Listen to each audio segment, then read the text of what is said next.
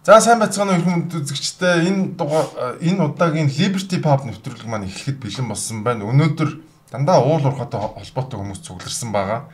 За тэгээд өнөөдөр бол бид нар энэ уул уурхай тойрсон популизм, ер нь энэ уул уурхай гэдэг чинь яг юу юм? За тэгээд энэтэй холбоотой уул уурхайг тойрсон сэдвээр ярих болноо. За тэгээд нэвтрүүлгээ эхлэж шууд тулгаад эхэлт юм байгаа. Тэгээд өнөөдөр нэвтрүүлэг гоё болох болтгоо. За.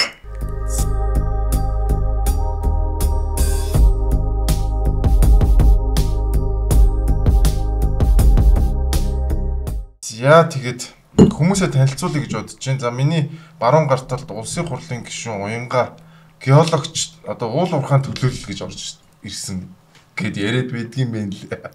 За тэгээд манай Шижрээ ах маань ирсэн байна. QSC компани захирал. За манай Мөнгөн Шагаа ах маань ирсэн байна. Одоо зөвлөх инженер гэдэг шиг зүгээр геологч байна. Бас заавал нэг зөвлөх мөнгөлөг байлгаж шээ. За тэгээд уул уурхайн ассоциацийн тэргүүн Эрдэнэ Туяа ирсэн байна. Тэгээд өнөөдөр бүгдээр уул уурхайн талаар ярив. За ер нь бол манай Монгол улс ер нь нэг л хөлтэй болцсон болов уу гэж бодож байна. Уул уурхай гэдэг л ганц юмтай. Тэрийг тойрж хэрэлддэг, тэрийг тойрж одоо хамаг ус төр, за тэгэл эдийн засаг бүхэл юм нь явдаг болчихжээ.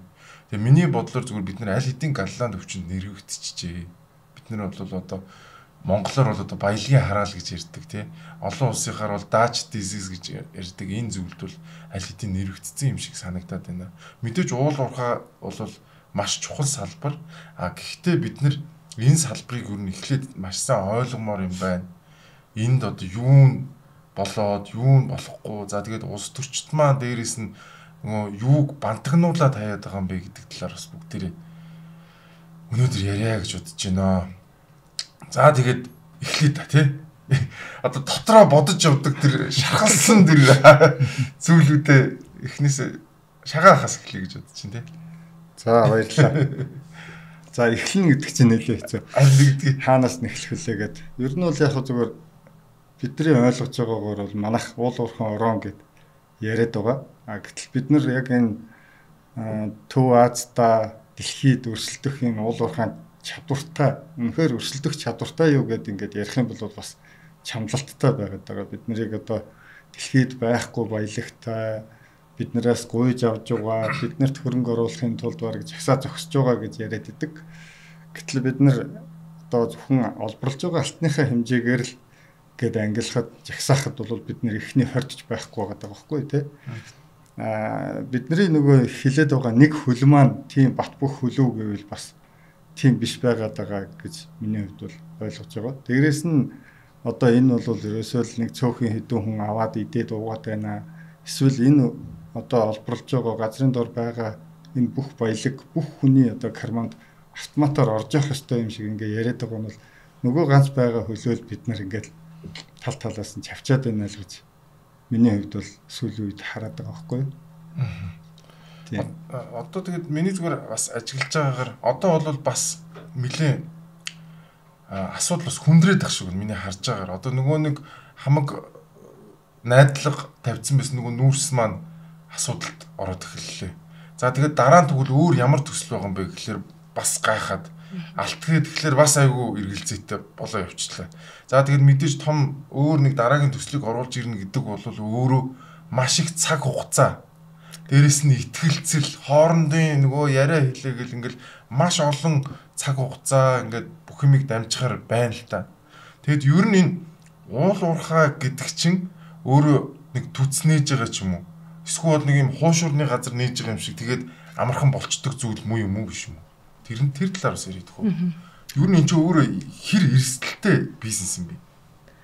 Яг одоо яг хүн болгоулахыг мэдээл яриад л байна гэл тэ. Тэгэхээр зөөр ингээд нөхцөл байдал одоо сүүлийн 30 жил гэхээр чинь зах зээлийн нийгэм шилжснээс хойш ингээд харахаар за мэдээж 10 жилийн өмнө яриулаараа эртээсэн баг 20 жилийн өмнө бүр эртээсэн баг тэ одоо бидний явсан зам хууль эрх зүйн орчин зөв байсан уу буруу байсан уу гэдэг ингээд дүгнэхэд одоо бол бид яг 30 гаруй жилийн чөлөө зах зээлд ороод за эрх зээлийн салбар маань гадаадын шууд хөрөнгө оруулалт 3 дахь орны хөрөнгө оруулалт татаад тэ ингээд янз бүрийн л одоо зүйлтэй бид нар учирлаа шүү дээ. Энэ хооронд зөвцөн ч зүйл байх, бурууцсан ч зүйл бас байгаа хаа. Гэхдээ зарим нь бол тухайн цаг үедээ нөхцөл байдалтай гарахаас өөр одоо аргагүй тийм шийдвэрүүд ч гэсэн гаргаж явж лээсэн баг. Тэгэхээр одоо бол яг энэ 30 жилийн нэг дүгнээд алдаа оноонд дэнсэлж байгаад цаашдаа бид нар яг ямар зарчмаар явах ёстой юм бэ?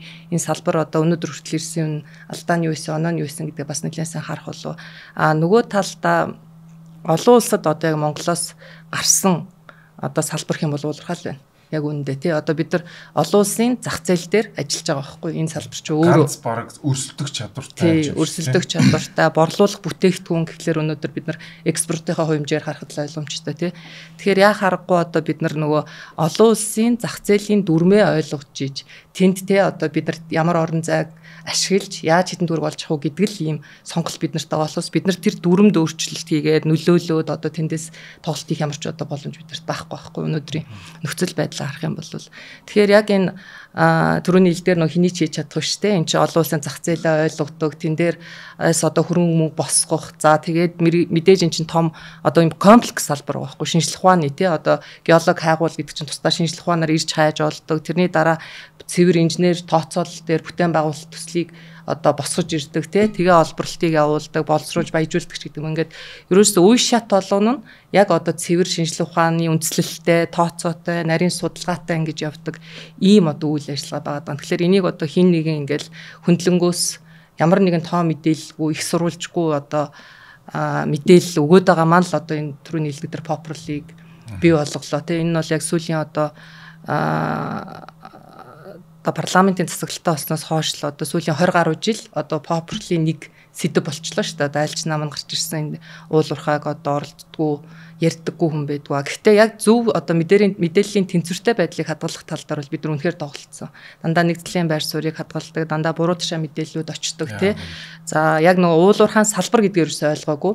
Нөгөө нинжа хэлбрээр бид нар ч одоо хууль бус олборлолтоор бас баггүй одоо цаг хугацааг зарцуулсан тий тэн дээр бас мэдээж тодорхой одоо гашуун түүхүүд үүссэн байгаль орчин тохиролтой асуудлууд гарч ирсэн тий тэгээ энэ маань бас мэдээж иргэдэд ч гэсэн буруу тушаа мэдээлэл ойлголтыг бас өгч ирсэн баг. Тэгэхээр яг харахгүй одоо энэ хууль бус олборлолт гэдэг бол хууль буслахгүй тэр бол ерөөсөө уулуурхайн салбарт ямар ч хамаарлалгүй тий яг уулуурхад ашигладаг техникийг ашигладаг нь өнөөдөр нэг эндүрэгдээд яваад байдаг.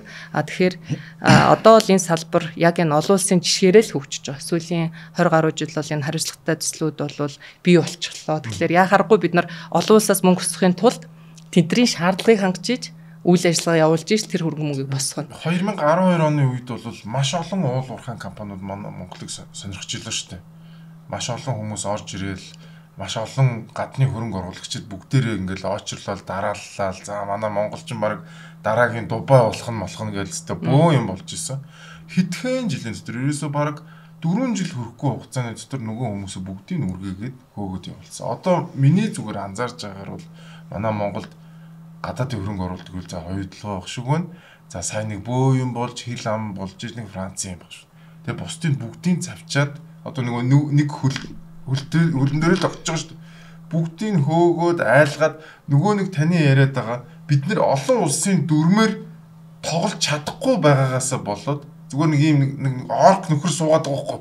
Ваа би одоо баг л яана гэх тээ. Тэгэнгүүт чи нөгөө нэг олон улсын тэр дүрмийг ойлгодог юм шүү. Энэ мангартай бид нар харьцахгүй гээд яваад өгч байгаа. Тэгэхээр энэ асуудлыг юу яах ёстой юм болоо? Тэр яаж нөгөө хэдийгээ буцааж авчрах вэ? Энэ бол амар том уулуурхайн салбар ер нь маш хэрсдэлтэй гэдгийг бас нэг тодруулаад хэлэх боломж нь өнөөдөр бид дөрөвт гарч ах шиг байна тий. Тэгэхээр нэг салбарын хүмүүс нэг дор суугаад ингээд бас өөрөө бас нэлээд мэдээлэлтэй авах шиг байна. Тэг ингээ ярихад зүгээр нөгөө тусгай зөвшөөрөл олголтоо л яриад үзэхэд 1997 оны хуулиар тусгай зөвшөөрлийг хайгуулын тусгай зөвшөөрлийг анх болгож эхэлсэн байдаг.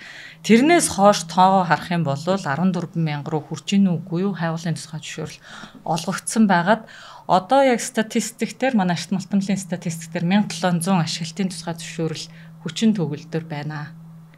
За тэгээ тэнцэнээс яг үйл ажиллагаа явуулж байгаа нь за би одоо засгаас холдоод нэг 6 сар би уулуурхайн үйлдвэрийн яамны эд цайдаар газрын даргаар тэгээ агентлагт бас ажиллаж исэн ийм хүн юм байгаа юм. Тэгээ тэр үед 23 оны мэдээгээр бол 278 ашиглалтын тусгай зөвшөөрөл тайлан өгч исэн юм. Тэгээ ингээ бодонгууд За ер нь бол 100 хайгуулын тусгай зөвшөөрөл дундаас нэг нь ашиглалт болов уугүй юу? Тэгээ тэр нь амжилттай байна уугүй юу? Тэнийг хайгуулын тусгай зөвшөөрлийг авахд хичнээн их эрсдэл, хичнээн их зүйл тулгарч байгаа нь. Одоо 99 нь амжилтгүй болоод нэг амжилттай байна гэж харах юм бол эрсдэл нь энийгээрээ тодорхойлогдчих байх гэж бодож байгаа. Тэгэд хариуцлагатай уулуурхай хөгжих ёстой. Энэ чиглэлээр ч гэсэндээ уулуурхай асцаац бусад манай мэрэгчлэнийхэн бүгдээрээ хичээнгүүлээд ажиллаж байна. Гэхдээ ингээд өөрийн хувь хүний хувьд зүгээр нэг судалгаагаар хөдөө орон нутгаар явж байхад ч тэр хайгуулын компанид хайгуул дээр ажиллаж байхад ч тэр төсөл хөгжүүлээд явж байхад ч тэр ер нь орон нутгаас манай Монгол улсад маш их эсэргүүцэл байдаг болцсон сүүлдээ. За нэг 2012 3 тэр нөө таны хэлсэн бүүмээс хоошоогоо ер нь ийм сөрөг тийм хандлага ард иргэдээс маш их ирээд.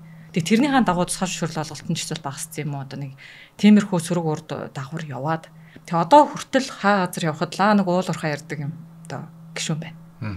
Гэтэл тэгээд нөгөө бас поп нь илүү миний ярьж байгаа зүйлээс хол тусаадах юм аа. Тэгээ тэнгүүт одоо ингээ хаа явсан газар за говийн бүсээр нэлээ явлаа. Тэнгүүт л 3 толгойтой яма ишиг гарсан байна.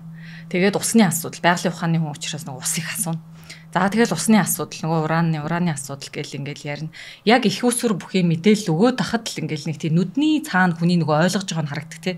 Тэгэхэд ингээл нэг гүй тэр гişүүн л тэгээд попперцсан юм чи тэр нь л үний хэлж байгаа гэхэд ингээд яг мэрэгжлийн хаймыг ярьж яхад хүртэл итгэхгүй ийм байдалтай бол байгаа. Тэгэхээр бүгдээр одоо бас яах ёстой юм. Зөвхөн асцаацаас бол зөндөө олон бүсүүдээр ингээл чадлаараа одоо хүмүүсийг цуглуулаад яриад яваад байна. Магадгүй энэ нэг өдрийн дотор хийдэг ажил биш байх. Гэхдээ ингээл одоо шамтрахгүйгээр яриад ах хэвээр юм байна.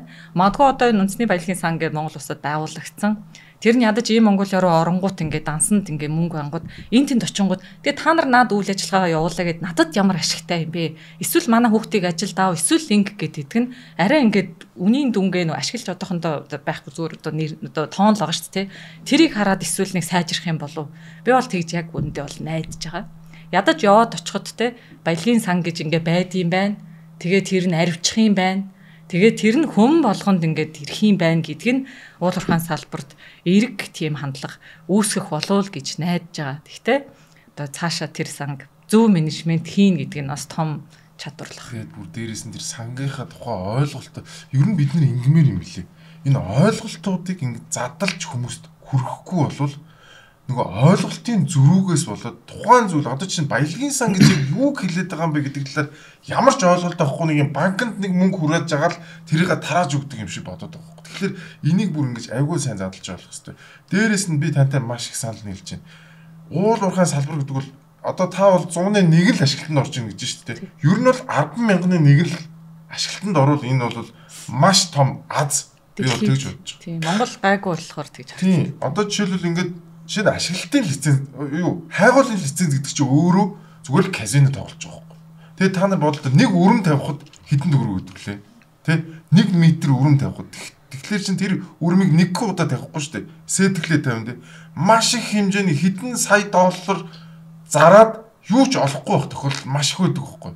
Тэгэхээр энэ талаар ерөөсөө хүмүүс ерөөсөө бодохгүй ойлгохгүй. Ер нь тэр хайгуулын ажил гэдэг одоо нөгөө геологч нөгөө жинхэнэ тэр ажлыг одоо сая долларыг нь үрчгээд одоо хөрөнгө оруулагч нарт бол энд юм алгаа гэд хэлэхвэл хамгийн хэцүү ажил. За нэгдүгээрт, хоёрдугаарт бол тэр хөрөнгө оруулагчийг эндээс юм гарч магадгүй гэдэг тухайн төслийг 1-ээс 3 жил, 5 жил, 12 жил тийм ээ. Ингээ хүлээлгэнэ гэдэг бол өөрөө сэтгэл зүйн асар том хэмжээний одоо төсвөр төвчээр шаардсан ийм ажил байгаад байгаа. Яг нөгөө казино гэдэгтээ зүрлээд ярихад бол ийм байгаа байхгүй. Тэгэхээр бид нар одоо өнөөдөр бид нарыг ингээд нөгөө алтан дээр суурсан гуйлагчд гэдэг ингээд ярьж байгаа одоо бид нар л их л том юм дээр суугаад байгаа юм шиг яриад байгаа. Тэрийг сүүлийн үед бол бас нэг ингээд улсын төсвийн хөрөнгөөр хайгуул хийгээд олон ингээд ийм яриад байгаа. Гэтэл нөгөө гадны хөрөнгө оруулагч нар яагаад хамгийн чухал хэрэгтэй байгаа вэ? Бид нар нөгөө эрсдлээ шеэрлээд байгаа. Би ганцаараа эрсдэх биш, хамтраад тоглоё. Энэ дээр хамтраад юм олох юм бол цаашаага хамтдаа явъя тийм ээ. Тэгэхгүй нөгөө нэг сүүлийн үед нэг хамгийн их үүсэж байгаа юм чинь ерөөсөө л энэ төр маань өөрөө уулуурхайн салбарыг өөрөө эзэмшээд, өөрөө хайгуулыг хийгээд, өөрөө нөөцийг нь бодоод, өөрөө батлаад өөрөө хөрөнгөний эрсдлийн өөр дээр авч байгаа. Тэгээ энэ бол нөгөө тэр баялагын сан гэдэг байгаа зүйлийг бий болгож байгаа юм шүү, бид нар бий болгож байгаа юм шүү гэдэг ойлголтыг өгөөд бахаар нөгөө иргэд чинь өөрсдөө энэ газар дор байгаа зүйлийг баялаг гэж ойлгоо. Энэ бол уг нь биднэрт ч асуудал байна. Баялаг гэд нэрлэлчихсэн. Одоо бидний нэр томьёон дээр байж байгаа. Энэ чинь natural resource. Энийг бол байгалийн нөхцөл. Тийм нөөц гэд бид нэр томьёон дээр анханасаа зөв томьёолсон бол энийг бас ингээд шууд булаацалтаад авах байсан уугүй юу гэдэг. Энэ дээр миний бодлоор бол юу яадаг. Энэ бол мэдээж нөгөө байгалийн ингээд нөөц тий тэр ингээд доор байж байгаа. Тэрийг гарч ирэхийн тулд дээрс нь угаасаа өртөг зардал хөрөнгө оруулалт маш их юм шаардна. Инженерийн ур ухаан гэх зөндөө бол юм шаардж тэр юмуд нааш гарч ирдэг. Тэгэхээр уул уурхай бол өөрөө угаасаа Монголын ганц ингээд одоо тий бид нар тэг мөнгө олж болох, орлого олж болох ингээд ганц том салбар гэдэг чинь. За гэхдээ энэ нэг бизнесийн орчин гэдэг агуулгаар бол бусад бизнесийн юмнуудтай ер нь бол яг адилхан л байх ёстой. Гэтэл өнөөдөр ганц нэг юм том эдийн засгийг ингэж хөтлж авч явж байгаа нь уул уурхайн салбар. Тэгтэл байгалийн нөөц гэдэг агуулгаараа бусад бизнесүүдээс ялгаатай ганцхан нэг юм байдаг. Өөрөлдөө тэр нь яаж юм гэхээр тэр за хэдийгээр доор байгаа хөрөнгө оруулалт шаардлагатай ч гэсэн гараад ирсэн байна бас нэлийн одоо үнцэнтэй юм байж байгаа учраас тэрэн дээр нь арай илүү татвар авдаг. Тэр татвар нь ямар учиртай вэ гэхээр нөгөө нэг үндсэн хууль дээр заагдсан байгаад байдаг те энэ бол нөгөө нэг ард түмэнд дөрөв гэж хүртэгч гэдэг нэг тиймэрхүү агуулгатай юмуд ойлгоод тэгээ тэрүүгээрээ попрод байдаг асуудал байдаг. Тэрийг шийддэг шийдэл нь өөр юу юм бэ гэхээр ганцхан уул уурхайн бизнес дээр ажилладаг юм ашигт малтмлын нөөц ашигласны татвар гэж юм байдаг. Эн чинь л өөрөө энэ уул уурхаагаас орж ирж байгаа тэр орлогоос те нийт иргэдэд хүртээмжтэй байлгах зорилгоор татаж авч байгаа мөнгөнийх нь хэлбэр нь тэр өөрөө ашигт малтмлын нөөц ашигласны төлбөр л гэж байдаг. Энийг бол их олон янзаар бол хийж болдог одоо дэлхийн олон жишээнүүд байж байгаа. Тэр нь болохоор нэлийн эрсдэлгүйгээр авах арга нь бол шууд орлогоос нь шууд авдаг. Эсвэл ашигаас нь авдаг, тий? Эсвэл үйл ажиллагааны зарлан дотроос суулгаж аваад авдаг ч гэдэг юм уу гэдэг юм олон янзын төрлүүд байдаг. Тэгтэл Монгол улс бол хуулиараа за бид нар янз бүрийн тэр эрсдэлтэй хэсэг рүү нормоор гэнэ ашиггүй болчихвол яах юм? Тэ байхгүй. Эсвэл ашгаа гаргахгүй нугаад байвал яах юм ч гэдэг юм гэдэг юм олон асуудал байдаг учраас бид нар Монгол улс бол яаж шийдсэн гэхээр шууд орлогоос нь авчи. Орлогоос нь тэдүүийг авъя. Тэгээд энийгээ татвар төвлөрүүлж аваад энийгээ бид нар нийт одоо улс оронд ард иргэдэд хэрэгтэй юмд ингээд зарцуулаад явна гэдэг ийм одоо шийдэл төр хүрсэн.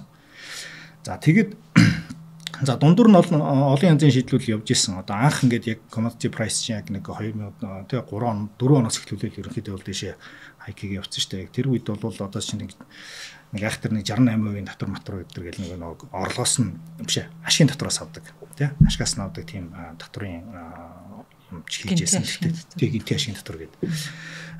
Яг тэр бол зөв ашигласан ч юм байгаа буруу ажилласан ч юм байгаа. Тэгэхээр ерөөсөө энэ зүгээр л бизнес агуулга гэдэг агуулгаараа ерөөсөө яг энэ уул уурхаанхаас авдаг орлогыг яаж одоо юу гэдэг нь улсад төвлөрүүлж нийт ард иргэд хүртээмжтэй байх вэ гэдэг шийдэл дээр гаргацсан юм дээр тогтвортой юм баймаар байна. Зүгээр харин тэрийг 5% байх уу 6% байх уу 7% байх уу тэр хувийн дээр бол ажиллаж болно. Тэгэхгүй дундуур нь гівгэнт орж ирэл энэ стратегийн учраас энэ дээр нэг арай өөрөөр ажиллана.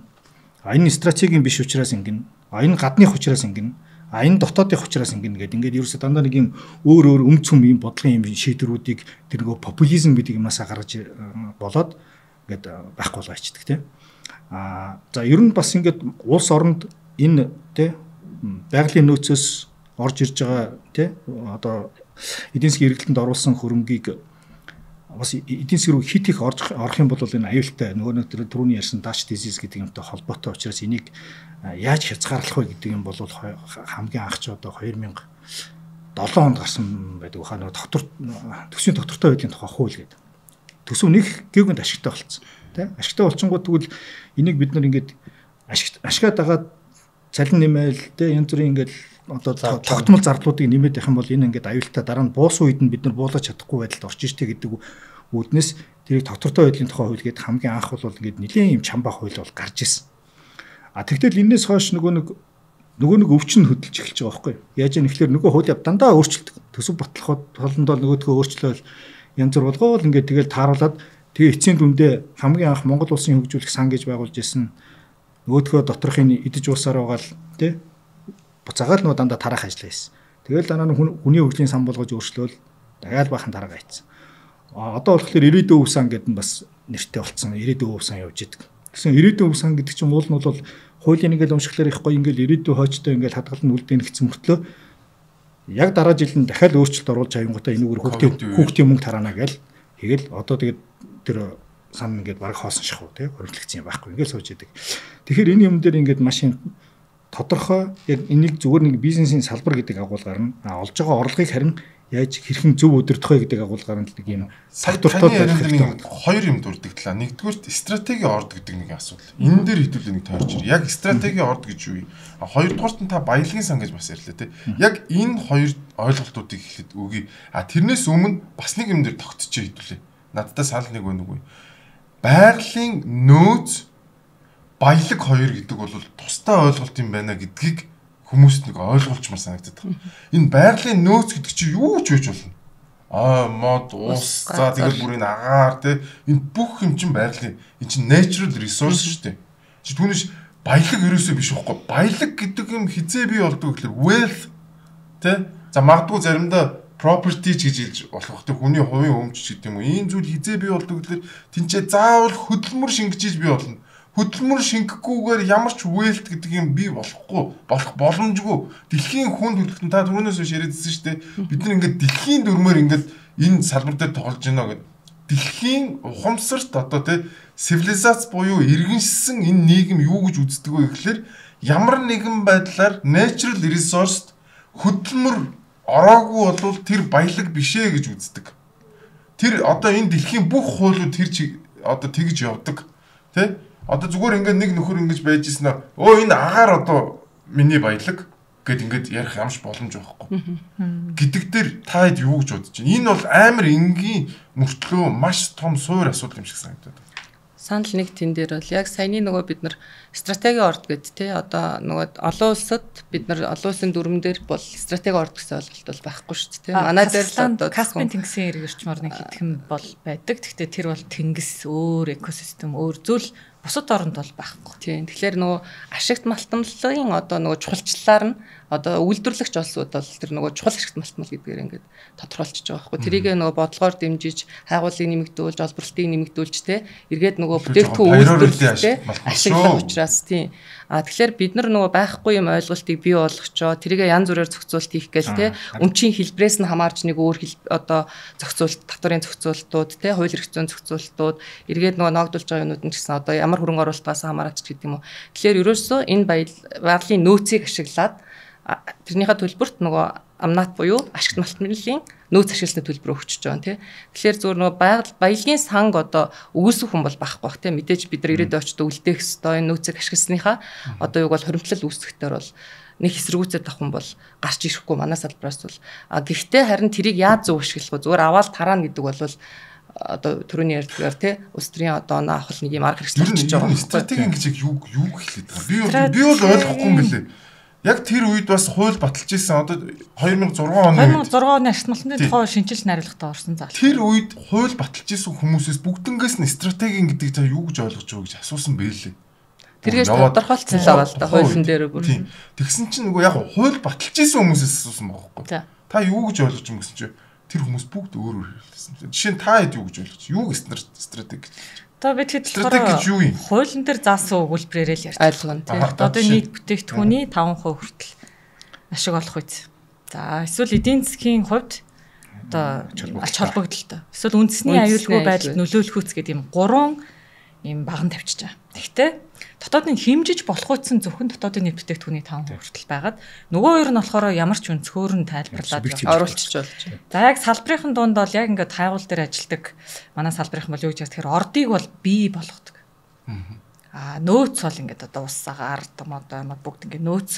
Ордыг бий болгох зарчим нь бол төр өөрийнхөө эзэмшиж байгаа тэр газраа ашигт малтмалын тусгай зөвшөөрлөөр өөрийнхөө одоо эрхийг нь аль нэг бай хөвшилд шилжүүлээд тэрэн дээр нь хөдөлмөр ухаан хөрөнгө зарцуулаад орд бий болвол болно, бий болохгүй бол болохгүй.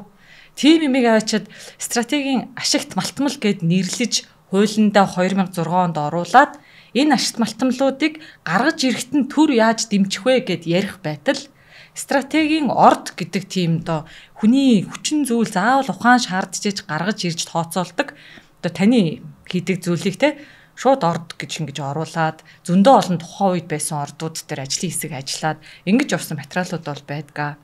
За тэгээд нөгөө одоо тухайн стратегийн ордод аль ордыг оруулах нь улсын их хурл шийдэ. Одоо нөгөө ашигламжийн хуулийн яриад байгаа шүү. Аль орд оруулахыг улсын их хурлын тогтоолоор нь 2007 онд баталчихж байгаа. 2009 онд болохоор хэрвээ тухайн ордынх нь анхны тэр суурь судалгаа хайгуул тухайн ордыг нь улсын төсвөөр хийсэн байвал 34% хүртэл хувийг нь төр эзэмшнэ. Хувийн хвшил ерөөсө хаач байхгүй одоо бидний мдээгүй одоо ордыг нийцэх юм бол тэр нь хувийн хвшил авах юм бол 34% хүртэл, улс авах юм бол 50% хүртэл хувь гээд эзэмшнийг ингээ оруулчихсан. Тэгээ сая нэг тусгай төлбөр гэдэг зүйлийг сая орооно дээр хэрэгэлсэн. Тэр 34-ийг 10% руу шилжүүлсэн. Тэр тусгай төлбөр гэдэг зүйлийг бол одоо сая өнгөрсөн жил бол ашигт малтмлын тухай хуульд оруулж өгсөн. Ингээл яг ийм хуулийн концепт донд хідэн үйл ажиллагаа явуулж байгаа ордууд маань. Одоо би жишээ нь яг тэр стратеги гэдгийг одоо тодорхойлдог шүү дээ. Өөрөө яаж тайлбарлах. Хамгийн гол нь субъектив байдлаар тайлбарж болох. Жишээлбэл үндэсний аюулгүй байдал гэдэг үгийг яаж тайлбарлаж болно шүү дээ. Тэ нэг хувь хүний аюулгүй байдал зөрчигдөж байгааг үндэсний аюулгүй байдал гэдээ ячж болно. Ногоон автобус оруулж ирж байгааг үндэсний аюулгүй байдал гэдээ тайлбарлаж болно гэх мэтлээ. Тэгээ би судлаад үзлээ. Стратеги ингэж яг юуг хэлээд байгаа юм бэ гэд. Ер нь бид нар юуг стратеги ингэж хэлж ирсэн бэ? Социализмын үеэс ер нь дэлхийн юуг стратеги ингэж хэлдэм бэ гэсэн чинь цэрэг дайны зорилттой зүйлийг л стратеги ингэж ярьдсан байна. Дэлхийд даяараа социализмын үед монголчууд цэрэг дайны зорилттой зүйлдээ стратеги гэж ярьдаг байсан юм. Тэгэд энэ уул уурхаж одоо энэ цэрэг дайнтай ямар холбоотой би ойлгохгүй болчиход байна. Тэгэнгүүтээ зүгээр энэ цэрэг дайныг энэ ойлголтыг авчирнгуудаа хуулийн дээр наагаад тэгээд субъектив байдлаар тайлбарлаж болохоор 2-3 юмар тодорхойлчихж байгаа. Тэгэнгүүт өнөөдрийн энэ хамаг хэрүүл энэ хулгай дээр одоо юу гэдгийг те хүний өмчөнд дураараа халддаг юм чи ихлийг зүгээр ингээд хаалганы онголгоод. Одоо ингээд энэ стратеги гэдэг дээр зүгээр хөндлөнгөөс одоо тэр ингээд хуулийн дээр байгаа тодорхойлолтыг зүгээр ингээд нэг ингээд багслаад ингээд дээрээс ингээд харахаар энэ зүгээр нэг жоохон томхон илүү их орлого олох боломжтой болохоор энэ стратеги ингээд нэрлэлчихэд байгаа байхгүй. Ер нь бол тий. Түүнээсээ одоо яг ямар эрдсэн бид нар тэр эрдсийн юунд ашиглалтын ч гэдэг юм тийм огт юм холбоос ерөөсөө байхгүй байхгүй. Тэгэхээр ерөөсөө том болохоор нь л тий ахиухан орлого олох боломжтой харагдахлаар нь стратеги ингээд нэрлэлсэн. Одоо надад бол нэг тийм л төр зур харагдаад байна. Тэгээ тэрэн дотор нь болохоор яг улсын төсвөөс олсон хувийн хвшлийнхаа олсон гэдэг юм хоёр юм ангилсан. Тэрнээс нь болоод одоо төр төдий үед эзэмшнэ гэдэг юм орсон. Одоо сая Унгай гишүүн хэлсэн юугаар бол анх бол тийм 34% эзэмшнэ гэдэг юм бол орсон байсан. Тэгэнгүүт сая нодлонгийн хуулиар болоод ирэхлээр энэ нөгөө нэг үндсэн хууль руу оруулаад бүр за үндсэн хууль дээр орсон. Тэгээ үндсэн хуулийг дагангуудаа сая нодлон ашигт малтмлын тухай хууль дээр оронгуудаа нөгөөдг нь одоо хувийн хвшил аль хэдийн ингээд орцсон ингээд явж штэ тий ажиллацсан явж байгаа. Тэгэхээр хойно стратеги ингээд хэлж байгаа. Тэнгүүтээ араас нь энэ ч би үнэгүй авна гэд ингээд бас хийж өгөөд. Тэгээд нөгөө нэг хуулийнхын зохицуултуудыг харахаар хизээч альч одоо ордыг стратеги ингээд нэрлээд дахиад 34% үнэгүй авч болно гэдэг ийм хуулийн ийм нүх гаргачихж байгаа байхгүй зам нэгээд тавьчихж байгаа. Тэгэхээр ийм юм хийгээд хайчихлаар энэ салбар өөрөө нөгөө стратеги гэдэг үгнээс болоод өөрөө уналтанд орох ингэ боломжтой болчихно. Яг тэгвэл стратегийн за ер нь нөгөө орд улмал жижигрүүлээд шүү дээ. Нөгөө орд газар чи уулын томроод олон болоод явах хэрэгтэй шүү дээ. Мэдээж томоохон орд байх юм бол тэрний одоо техник эдийн засгийн үндэслэл ашигтай байх нөхцөл байж иж хөрөнгө оруулалтанд татагдж орж ирдэг. Гэтэл тэр юм дээр нь 34% шууд улс үнэгүй шууд өөр төрөө авах тэр цонхон нэгтгэхлээр энэ нөр амар том эрсдэл болоод нөгөө нэг ашигтай гэж тооцогдож ирсэн юм чинь өөрөө пак ашиггүй болчихно. Тухайн эрсдэл өндөр болчихно. Ийм руу орчих амар нюанс. Нөгөө ашигын татвар 6 тэрбумаас дээшээгээ байвал 25% татвар авна гэдэг шиг тухайн тэр компани томордохгүй шүү дээ. Тэрнтэй адилхан 34%-ийг нь төр авна гэчихээр тухайн төсөл бол хөгжихөө болчихжээ гэсэн. Үнэхээр компаниуд бол яг тэр нөгөө тавьсан босгоных нь доогуур л ингээд үлмэн зэлмэн ажиллах ийм л суурийг бүрдүүлчихэж байгаа. Тэгэхээр бид нар дахиад нөгөө олон улс дээр өрсөлдөж чадах уугүй юу гэдэг маань эргэлзээтэй. Байгууллаа нэгээд тий. Дахиад өрсөлдөх чадвараа өөрсдөө ингээд ундраагаад байна. Тий, одоо томоохон байж болох үс одоо ордууд магадгүй ингээл бас байж байгаа шүү дээ. Тэг хүмүүс хайгаал ажиллал байж байгаа. Тэгээд за яг арай стратегт орчоогүй мөртлөө нэг том болгочихсон гэдээ явж байгаа төслүүд ч бас зөндөө байгаа.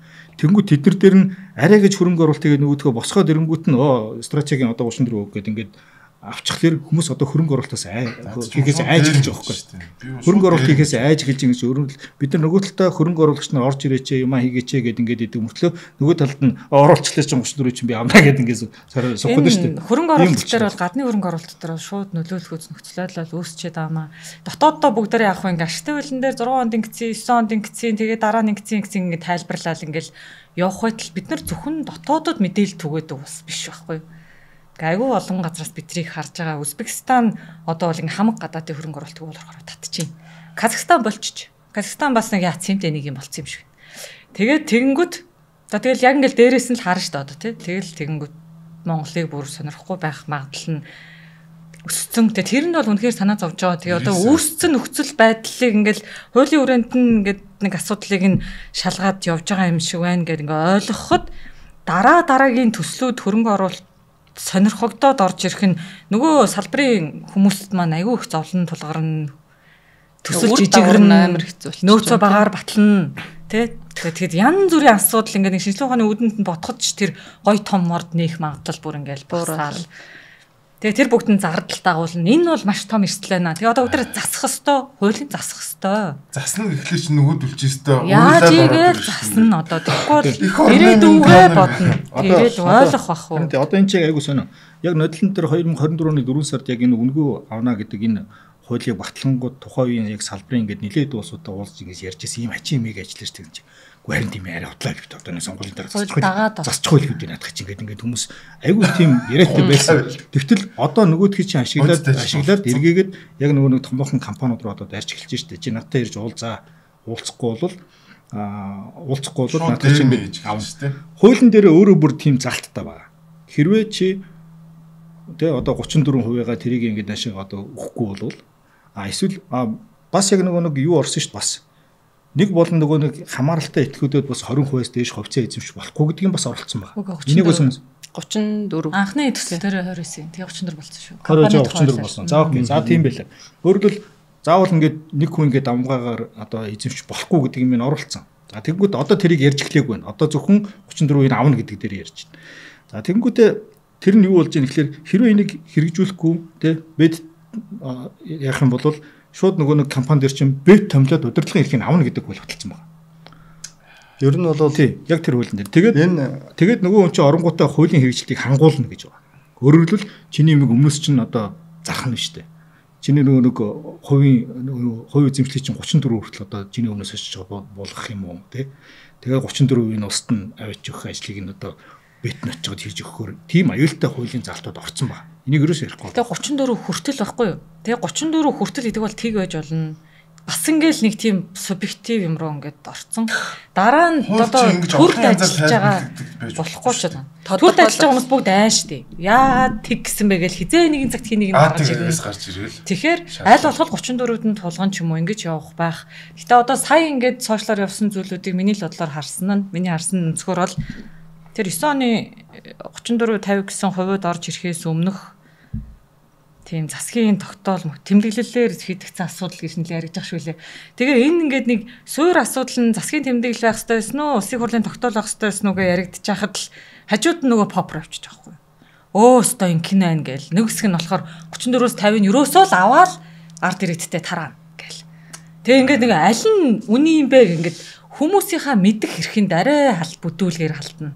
Тэгээ ингээд тэрийг ингээд гурамч мэдээлэл тараан тий. Тэгээ ингээд яг хуулийн уншихаар хүртэл гэдэг үг ингээд хасаад уншиж байна. Тэр нь хэрэгжилт нь бас яах вэ гэдэг асуудал бас байна. Тэгэхээр яг нэг заавал нөө сошиал дээр бас энэ ажлыг хийгээд байх хэрэгтэй вэ те. Энд чи одоо хуулинд байгаа бол одоо засагтаа гэрээ байгуулсан хөрөнгө оруулалтын гэрээтэй бол гэрээтэй одоо тэр хүмүүстэй уулзаал энэ асуудал яг хуулийн өрөөнд шийдэх хэрэгтэй байхгүй. Одоо энэний бас нэг үр дагавар нь одоо сая бол бүгд дээр үр дагавар нь ярьж шээ. Одоо энэ гарч байгаа үр дагаврыг гадны хөрөнгө оруулагчид бол хамгийн түрүүнд ажиглаж байгаа. Бид нар одоо нөгөө засагч дээр бид нар ч одоо хөрөнгө оруулаач л гэж яваад байгаа шүү дээ. Олон улс хөрөнгө оруулалт татъя гэж ганц боломжтой салбар нь эрдэс соёлын салбар. За нөгөө хөрөнгө оруулагч чинь хуулийг өөрчилж гин ингэж гин тэгж гин ингээл тэрийг бол нэг сонирхдаггүй. Ерөөсөө л за докторгүй болж гин тий хууль өөрчлөгдөн гэдэг чинь л докторгүй гэдэг мессеж автоматар өгч байгаа байхгүй. А тэдний харж байгаа юм бол яг ороод ирсэн гадны хөрөнгө оруулагчтай үйл ажиллагаа хэр явж байгаа юм бэ? Энэ нь явж чадчих байгаа мó үгүй гэдэг дээр л дизлээ сууж байгаа байхгүй. Тэгэхээр бид нар зөвөр нөгөө дотоодтой хоорондоо ярилцаад хуулийн хүрээнд шийдэх асуудлыг сошиал дээр хит дэвэргээд гадагшаага нөгөө өөрсдөө дахиад одоо бид нар найдваргүй шүү гэдэг энэ мессеж өгч байгаа. Нөгөө талдаа өмнөх засгийн газрын шийдвэрээ эсэргүүцэж जैन тий одоо буруу байна гэж дэнслэхэд шүү дээ. За тэрийг дотооддоо дахиад дэнслэх хэрэгтэй. Засаг өөрөө их хурлын одоо гаргасан тогтоох шийдвэрийг ярих гэж байгаа бол эргээгээд өнөөдрийн гаргаж байгаа засгийн шийдвэрт бас хин итгэхгүй. Тэ 10 жилийн дараа одоо энэ төслийнхөө үр өгөөжийг баг урт хугацаанд эн чинь төсөл нь үргэлжлээд явдаг одоо ийм онцлогтой салбар дээр өнөөдөр одоо эхлэх гэж байгаа төслүүдөө дахиад 5 жилийн дараа өөр хүн гарч ирээд өнөөдрийн юуг нь өчнг болгоно гэдэг ингээ яриа суух одоо бүрэн боломжтой юм мессеж өгчөж байгаа байхгүй. Дахиад нөгөө нэг дэлхийн дэг журмаас шал өөрөөр л явж байгаа. Нөгөө нэг ийм арх удаг нөхөрлөн гэртээ суучаал мөнгө өгөө гэдэг тагаатал яг. Тэгэхээр нөгөө бид нар улс төрийн намууд ингээд нөгөө засгийн газрын бодлого нь өөрөө доктортой байх хэрэгтэй байхгүй тий. Одоо айлч нам нь гараа засгалж исэн тэр нь одоо доктортой байж энэ салбарч урт хугацаанд үр өгөөж өгдөг. Урт хугацаанд одоо ихтгэлцэл бий болдог юм ийг л одоо бид нар ингээд байнга л эвдээлэн л та тий. Өнгөрсөн жилүүдэд ер нь ингээд уул уурхайн салбарт хэрэгжиж байгаа хууль эрх зүйнүүд одоо бичиг баримтууд маань яг энэ үндсэн хуулийн зүйл залттай хэр нийцэж байгаа юм бэ гэдэг тухай судалгаанд оролцсон. Тэгж яхад бол яг үндсэн хуулийн 16 дугаар зүйл заасан одоо хүний эрх байгаа шүү дээ. Өмчлөх, бизнес эрхлэх энэ бүх эрхүүдийг бид нар бол шат дараатаагаар ингээд зөрчөөд явж байгаа юм. Энэ уул уурхайн салбар дээр бол. Энийг хэрэглэхдээ хууль нөгөө дүрм журм гэхээсээ илүү олонхын хүчирхийллийг хэрэгэлдэг ийм болцсон юм. Ерөөсөө сошиал руу ингээл шидэж өгвөл энэ 30 гэр бүл бол ингээд байна. Энэ уул уурхайхан ингээд байна гэдэг ийм зүйлийг ашиглаад нөгөө уул уурхайхан чинь цөөнх одоо нийт одоо энэ бүх ажилчдаа оруулаад 57 мянга гэдэг үлээ тийм ээ 60-аад мянган хүн л байгаа. Тэгэхэд энэ дотроо өөртөө бас ойлголтын зөрүүтэй байгаа шүү дээ. Тэр бүх хүмүүс чинь энийг гээд аваад явж байгаач гэж ойлгож байгаа хүн байхгүй. Тэгэнгүүт сошиал руу ингэж тэрийг шидэж өгвөл тэгэл араас нь нөгөө нэг популярлаараа үйл ажиллагаагаа ингээд залгуулад яваад байгаа юм дүр зураг одоо 2006 оноос хойш ингээд харагдаад байгаа. Яаж л оюу толгойн тэр машинуудыг өнгөрүүлж ялаа, шатааж явлаа тийм ээ. Тэрнээс өксүүлэл явсан ийм бүр энэ бол ийм урт хугацааны үйл ажиллагаа. Хоёрдугаарт нь бид нар ингээд дотооддоо байгаа учраас бид нар энэ гадна талаасаа яаж харагдаж байна гэдгийг бол сайн ойлгохгүй байх шүү. За яг энэ бизнесийнхэн бол орж ирэхдээ тухайлбал энэ үндэстэн давмсан компаниуд орж ирэхдээ эхлээд бизнесийн гадаад орчныг нь үнэлчихэж байгаа. Улс төрийн хувьд ямар эрсдэлтэй, эдийн засгийн хувьд ямар, нийгэм соёлын хувьд яаж байгаа юм те. За хууль эрх зүйн орчин бол бүр одоо та хэдийн судалгаагаар манай хууль чинь анх гарч исэн бүр нөгөө одоо үзэл баримтлаас шал өөр хууль болоод хуурчихсан байх жишээ. Тэгэхээр энэ дээр үндэслээд хуулийн судалгаагаар тий одоо ассоциац маань тийм судалгаа гаргасан байсан шүү дээ. Хууль зүйн юм тий. За тэгэхээр ийм судалгааг бол тэр компаниуд бол хийж байгаа. Одоо тэрийг нь гүйцэтгэдэг одоо юуны эрсдлийн үнэлгээ хийдэг компаниуд ч байгаа шүү дээ. Аудит хийдэг компаниуд бол жил болгон зөвлөмж гаргаж байна. Өнгөрсөн 7 хоногт бас олон улсын нэг байгууллага одоо энэ улс төрийн эрсдлүүдийг нь тооцсон байгаа. Яг хөө зүгээр эхний 10 дотор бол манах байхгүй юм л л дээ. Гэхдээ нөгөө Венесуэл яг л одоо бидний араас нь яваад байгаа түрүүний ярьдаг Канада, Казахстан энэ төр орчин явж байгаа. Бид нарыг зүгээр юм сэтгэл хөдлөлөөр тэд нар ерөөсө хардаггүй. Өнөөдрийн бидний презентацаар үнэлдэггүй. Ерөөсө дандаа суурь судалгааг яг тодорхой судалгаануудыг хараад энэ ингэж өөрчлөгдөх юм бол энэ цаашаага ингэж явхаар байна. Гэт ингээд Европын хөгжлийн банк хүртэл одоо нэг 2-3 жилийн өмнө тийм судалгаа хийчихсэн. Монгол улс бол үндсэндээ их ирээдүйтэй боловч эрсдэл өндөртэй гэдэг ангиллалд нь багтчихсан байгаа даа. Тийм. Тэгэхээр тэр доктор түрүүний хэлээд байсан. Энэ уул уурхай бол өөрөө нэг бизнесийн салбар. Тэгэхээр бизнесийн салбар болгон бүгдээрээ тэнцээ яг бизнесийн орчин үр доктортой тогтвортой байх хэрэгтэй. Ижилхэн одоо эрх тэгш ажилдаг юм байх хэрэгтэй. Зүгээр уул уурхайн салбар ганцхан ялгаатай юм тэр амнат гэдэг юмтай л өөр байдаг. Тэгэхээр зөвхөн яг тэрнийхээ хүрээнд аваад тэгээд энэ зохицуултын нэг юм зөв болохгүй бол ийм байх юм бол энэ стратегийн энэ юм гэдэг ингээд юм дараад тэгээд тэр нь сүулдэ зүгээр ингээд нэг хүн намдаг юм би бол одоо ингээд нэг стратеги ингээд энийг авах гэдэг нэхээс илүүтэйгээр зүгээр нэг юм биологоос үлдээ ингээд баг юм устрын ингээд юм дайн болгох, дайныг хэрэгсэл болгочод байгаа юм болов гэж бүр надад одоо харагдахаар байгаа байхгүй. Тэгээд одоо бодлогын хэмжээнд гээд их юм бол уул нь ингээд бүх юм нь уул нь тодорхой. Хаана алдааны юу гэн тодорхой. Бүгд л харагдаад идэг. Тэ? Одоо ингээд орон нутгийн эсэргүүцээд дэжтэй гээд тэр нь орон нутгийн ингээд хүн тэнд одоо би бол ингээд сүүлдээ харахад зүгээр тентний хүн одоо байгаль орчиндөө тэ одоо ингээд хайртай болоод гүгээд байгаа биш зүгээр нэг тийм хайртай байдаг ажил хийдэг хүмүүс бол харагдаад байгаа байхгүй. Тэгэхээр ерөөсөө яг тийм юм дээр нь одоо хууль эрхцэн орчин зохицуултыг үгүй дорн хийгээл баталчих л та. Яагаад тэрийг одоо ингээд юм топ тодорхой харагдаад байгаа юм тэрийг шийдэхгүй байгаа юм тий. Нөгөө талаараа яг орон нутгийн иргэд бол бас тэгтээ нэг жоохон сэтгэл хангалуун юм бос юм тэнд байдаг. Үгүй яагаад байгаад байгаа юм. Яагаад гэвэл тэр чинь одоо нөгөө нэг амнат гэхэд энийг гаргаж ашигласны төлөө авж байгаа тэр нөгөө нэг тэг нийтэд тустай юм болох хэвээр юм тэгэл бүгдийг авчиад нөгөө нэг улсын нэгэн төсвөр авч хийчихэд яг тэр хажууд нь байж байгаа сум багийн тэр юм дээр очдөг юм байхгүй. Хаяа нэг 20-30 сая төгрөг нэг юм олон юмар дамжиж байгаа нэг ирдэм шүү. Тэгэхээр ингэж ойлголоо шүү манайхаа. Өгөхстэй байгаа. Энэ стратеги гэдэг өгчөө өөрөө өнөөдөр энэ уул уурхай салбараа боомлоод хайцсан байна гэдгийг айгүй энгийн ойлгомжтойгоор та надад ойлгууллаа. Дээрээс нь миний зүгээр таны сая ярьлаа шүү дээ. Нэг эрх мэдэлтэй нэг хэдхэн жил байх гэсэн бэртгэгчин хүсэл нь энэ салбарыг нурааж унгах хэмжээнд тэр ус төрчдийн тэр нөгөө эрх мэдэл рүү тэмүүлж байгаа тэр нэг шунал шүү дээ. Тэр хүмүүс энийг бүгдээрээ мэдж байгаа. Ийм юм болцсон, ингэж байгаа. Энэ бол улаан цайм дээр юм байна гэдэг бүгд мэдж байгаа. Гэхдээ тэр хүн тэр зүйлийн эсрэг шал худлаа юм ярьж иж тэр эрх мэдэл дээрээ дахин тогтож дахин нөгөө сонгогчд нь уйлжтай ингээд сонгох гээд байна л да. За 2 дахь, за 3 дахь одоо сүүлчийн асуудал руу гаръя. Тэгээ нөгөө нэг стратеги ордынхоо 34% цуглуулж байгаад баялагын сан гэж нэгэн байгуулна гэдэг. За би судлаа. Би ч ерөөсөө судлаагүй байсан. Ер нь яагаад баялагын сан байгуулдаг юм бэ гэсэн чинь ерөөсөө энэ Dutch disease гэдэг юмнаас сэргийлэх гэж байгуулсан. Одоо Норвегийн баялагын сан гэж яриад байгаа шүү дээ. Нэр нь болохоор Norwegian Pension Fund гэж явд юм байна. Тэгээд тэгвэл тэр нь пенстэй буюу энэ тэтгэвртэй ямар ч холбоогүй юм байна. 2006 онд нэрийг өөрчлөө хийсэн байна. Уг нь бол Норвегийн Petroleum Fund байсан юм байна. Газрын тосны фонд гэж жагаад тэгээд яагаад pension гэдэг нэрийг оруулсан бэ гэхээр ирээдүйд бид нар магадгүй те улс орондоо хэрэглэнэ гэдэг үгнээс. Тэгээд ер нь яагаад энэ фондыг байгуулдаг юм бэ гэхлээр уул уурхаагаас орж ирж байгаа мөнгө дотоодын зах зээл рүү орж ирэхлээр уул уурхаагаас бусад салбаруудаа бүгдийг чирээд унгачт юм байна. Тэр нь яагаад вэ гэхээр дотоодын мөнгөнд тэмдэгтийн чангалуулах юм уу? Эсвэл ямар нэгэн байдлаар валютатайгаа тэнцүү мөнгө хевлээд инфляц үүсгэж тийм юм. Тийм учраас Норвег, Сауди Араб, Чил маш олон Оросууд хүртэл ийм нутгаасаа гадна байлгадаг. Тэгээд дээрэс нь шууд төсөв рүү энэ мөнгийг ерөөсөө оруулдаг юм. Энэ бол маш хатуу. Гэтэл манайхны ярьж байгаа юм энэс бүр шал эсрэг юм ярьж байгаа. Тараа. Хүн болгонд 10 сая төгрөг гэд ингээд ярьцсан явж байгаа юм. Тэгэхээр нөгөө энэ баялагын сан гэдэг юм аа ерөөсөө ойлгоогүй байна.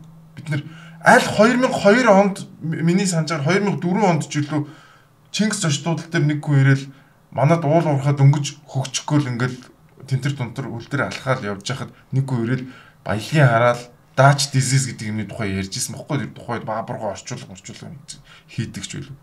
Тэр үеэс хойш яриад бид нар юу ч ойлгоогүй. Ерөөсөө энэ Dutch disease тэгээ бид нар өнөөдөр энэ Dutch disease буюу энэ одоо Норвег юу лээ Галланд өвчнөд аль эдийн бариулаад тэгээд ер нь уул уургаагаас өөр эдийн засгийн салбар байхгүй боллоо бид нар ингэ явчихж байгаа байхгүй. Нилээн хүндэрсэн өвчнийхээ нилээн хүндрүүлсэн зэрэгт ирчээд байна гэж одоо ойлгох болчихж байгаа байхгүй. Уул нь бол тэр чинь ингээд бүгдээрэнд нь тарааж өгнө гэдэг ойлголтыг хүмүүст өгөөд хүмүүс ч гэсэн би авах хэрэгтэй юм бэ гэдэг ойлголт авсан байна гэж энэ бол одоо өвчнийхээ 20 жил ингээд хүн төлбөрлөө орчиж байгаа гэсэн үг байхгүй. Профессионал их орчод байхгүй. Баялагын сан тарааж өгнө гэсэн агуулга бол хуримтлалын сан одоо хууль унших юм бол хуримтлалын сан буюу 3 сангийнх нь нэг нь орон сууц эрүүл мэнд боловсрал зарцуулагдана гэд одоогоор тараасан юм байхгүй зүгээр бичлэлт харагдаад тэрийг гаргаж одоо яаж зохицуулах вэ гэдг нь журам нь одоо яригдаа сайжруулах гад ингэ явж байгаа асуудал. Энэ жишээ бол дэлхийд байдаггүй жишээ биш. Сингапур тийм байгаа. Баялагын сан Монголд байгаа нь сайн зүйлээ. манай салбарыг дэмжиж нэг хайвал хийлгчих болов ашиглалт явуулчих болов гэж бол найдаж байгаа. Гэхдээ хуримтлалын сангаа яах вэ? Яаж олигтой явуулах вэ? Зарим нэг одоо жишээ нь харагдаж байгаа хэсэг дээрээ сонголт өгөөд энийг нийлүүлээд ингээ тгий гэсэн иймэрхүү уянгатай юм байх уу? Энэ бол хуримтлалын сан. Нөгөө ирээдүйн өв сан гэж байгаа. Хөгжлийн сан гэж байгаа. Энэ хоёрынх нь менежментийн мэрэгжлийн үнхийг хэвээр энэ сайжруулах зүйлүүдээ бүгдээр бол ярих хэрэгтэй. Үгүй тэр чинь ярьсаар бодыг хуулийн дотор нь оруулсан байгаа юм. Тэ нэг юм корпорац байгуулна гэдэг. Тэгсэн мөртлөө одоо тэрнийхээ нөгөө нэг дагаж мөрдөх журмынхаа хууль дээр нь паддын өөрчлөлт оруулаад за 30 оноос болоо гэдээ хойшлуулсан. Тэр нь ирээдүйн үсэн. Тэ ирээдүйн үсэн. Яг зарим ус одоо ирээдүйн үсэн дээр нь яг жилийн төрөөр дараа өөрчлөлт оруулангуудаа 0.18-аас 22 оны тэдээс улсуудад нөгөө хүүхдийн мөнгө тараач гэдэг ингээд бас хуулийн нэмэлт өөрчлөлтөд оруулаад тэ зураг ингээд дээдлэлтэй нэг энэ одоо нэг юм юмнууд нэмждэг шүү дээ. Тэр чигээд төгжтэй ирээдүйн. Тэгэхээр зарим улсуудын хувьд бол тэр нөгөө сангийнхаа хуримтлсан одоо мөнгөөр яг нөгөө хэрэгтэй төслүүд рүү хөрөнгө оруулалт хийгээд тэ тэрийг улам өсгөөд одоо ирээдүйн очтой ингээ өвлүүлэх тэр ажлыг бас хийж байгаа байхгүй тийм. Тэгэхээр одоо бид нар айл хувилбар нь манад яг тохирох ёстой юм бэ гэдгийг аягүй сайн дэс харж ижил одоо зөв хуримтлалыг бий болгохгүй бол би бол зүгээр ингэж боддог. Эхлээд бид нар нөгөө нэг эдийн засгийнхаа ойлголтыг аягүй сайн авмаар юм шиг. Одоо яг мэдээч нөгөө эрүүл мэнд боловсрол руу мөнгө хийж болно. Боллоо яг. Амар чухал шүү дээ. Гэхдээ тэр уул уурхаагаас орж ирж байгаа мөнгийг шууд зах зээл рүүгээ оруулаад тэ бид нар эдийн засгаа ингээд докторгүй байдал руу оруулах нь ер нь хэр зүг юм бэ гэдэг талаар эдийн засгийн хүмүүс яагаад бодохгүй байгаа юм бэ? Инфляц өсчнөө. Тэгэхээр оруулах нь ер нь бол шууд утгаараа оруулах нь бол буруу гэдэг эдийн засаг чинь. Тийм одоо ороогүй байгаа шүү дээ манай. Одоо жишээл би зүгээр түүхийн судлалаа. Анх бол хөгжлийн сан гэдэг сан байгуулсан. 2006-7 оны үед. Тийм Монгол Улсын хөгжүүлэх сан гэж. Монгол Улсын хөгжүүлэх сан гэж байгуулав. Тараачч мөнгө байгуулж байгаа л тараацсан.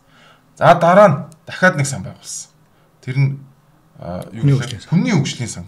Дахиад байхгүй бүгдийн тараагаал баасуулсан. Ерөөс ямар ч юм сахилга батгүй.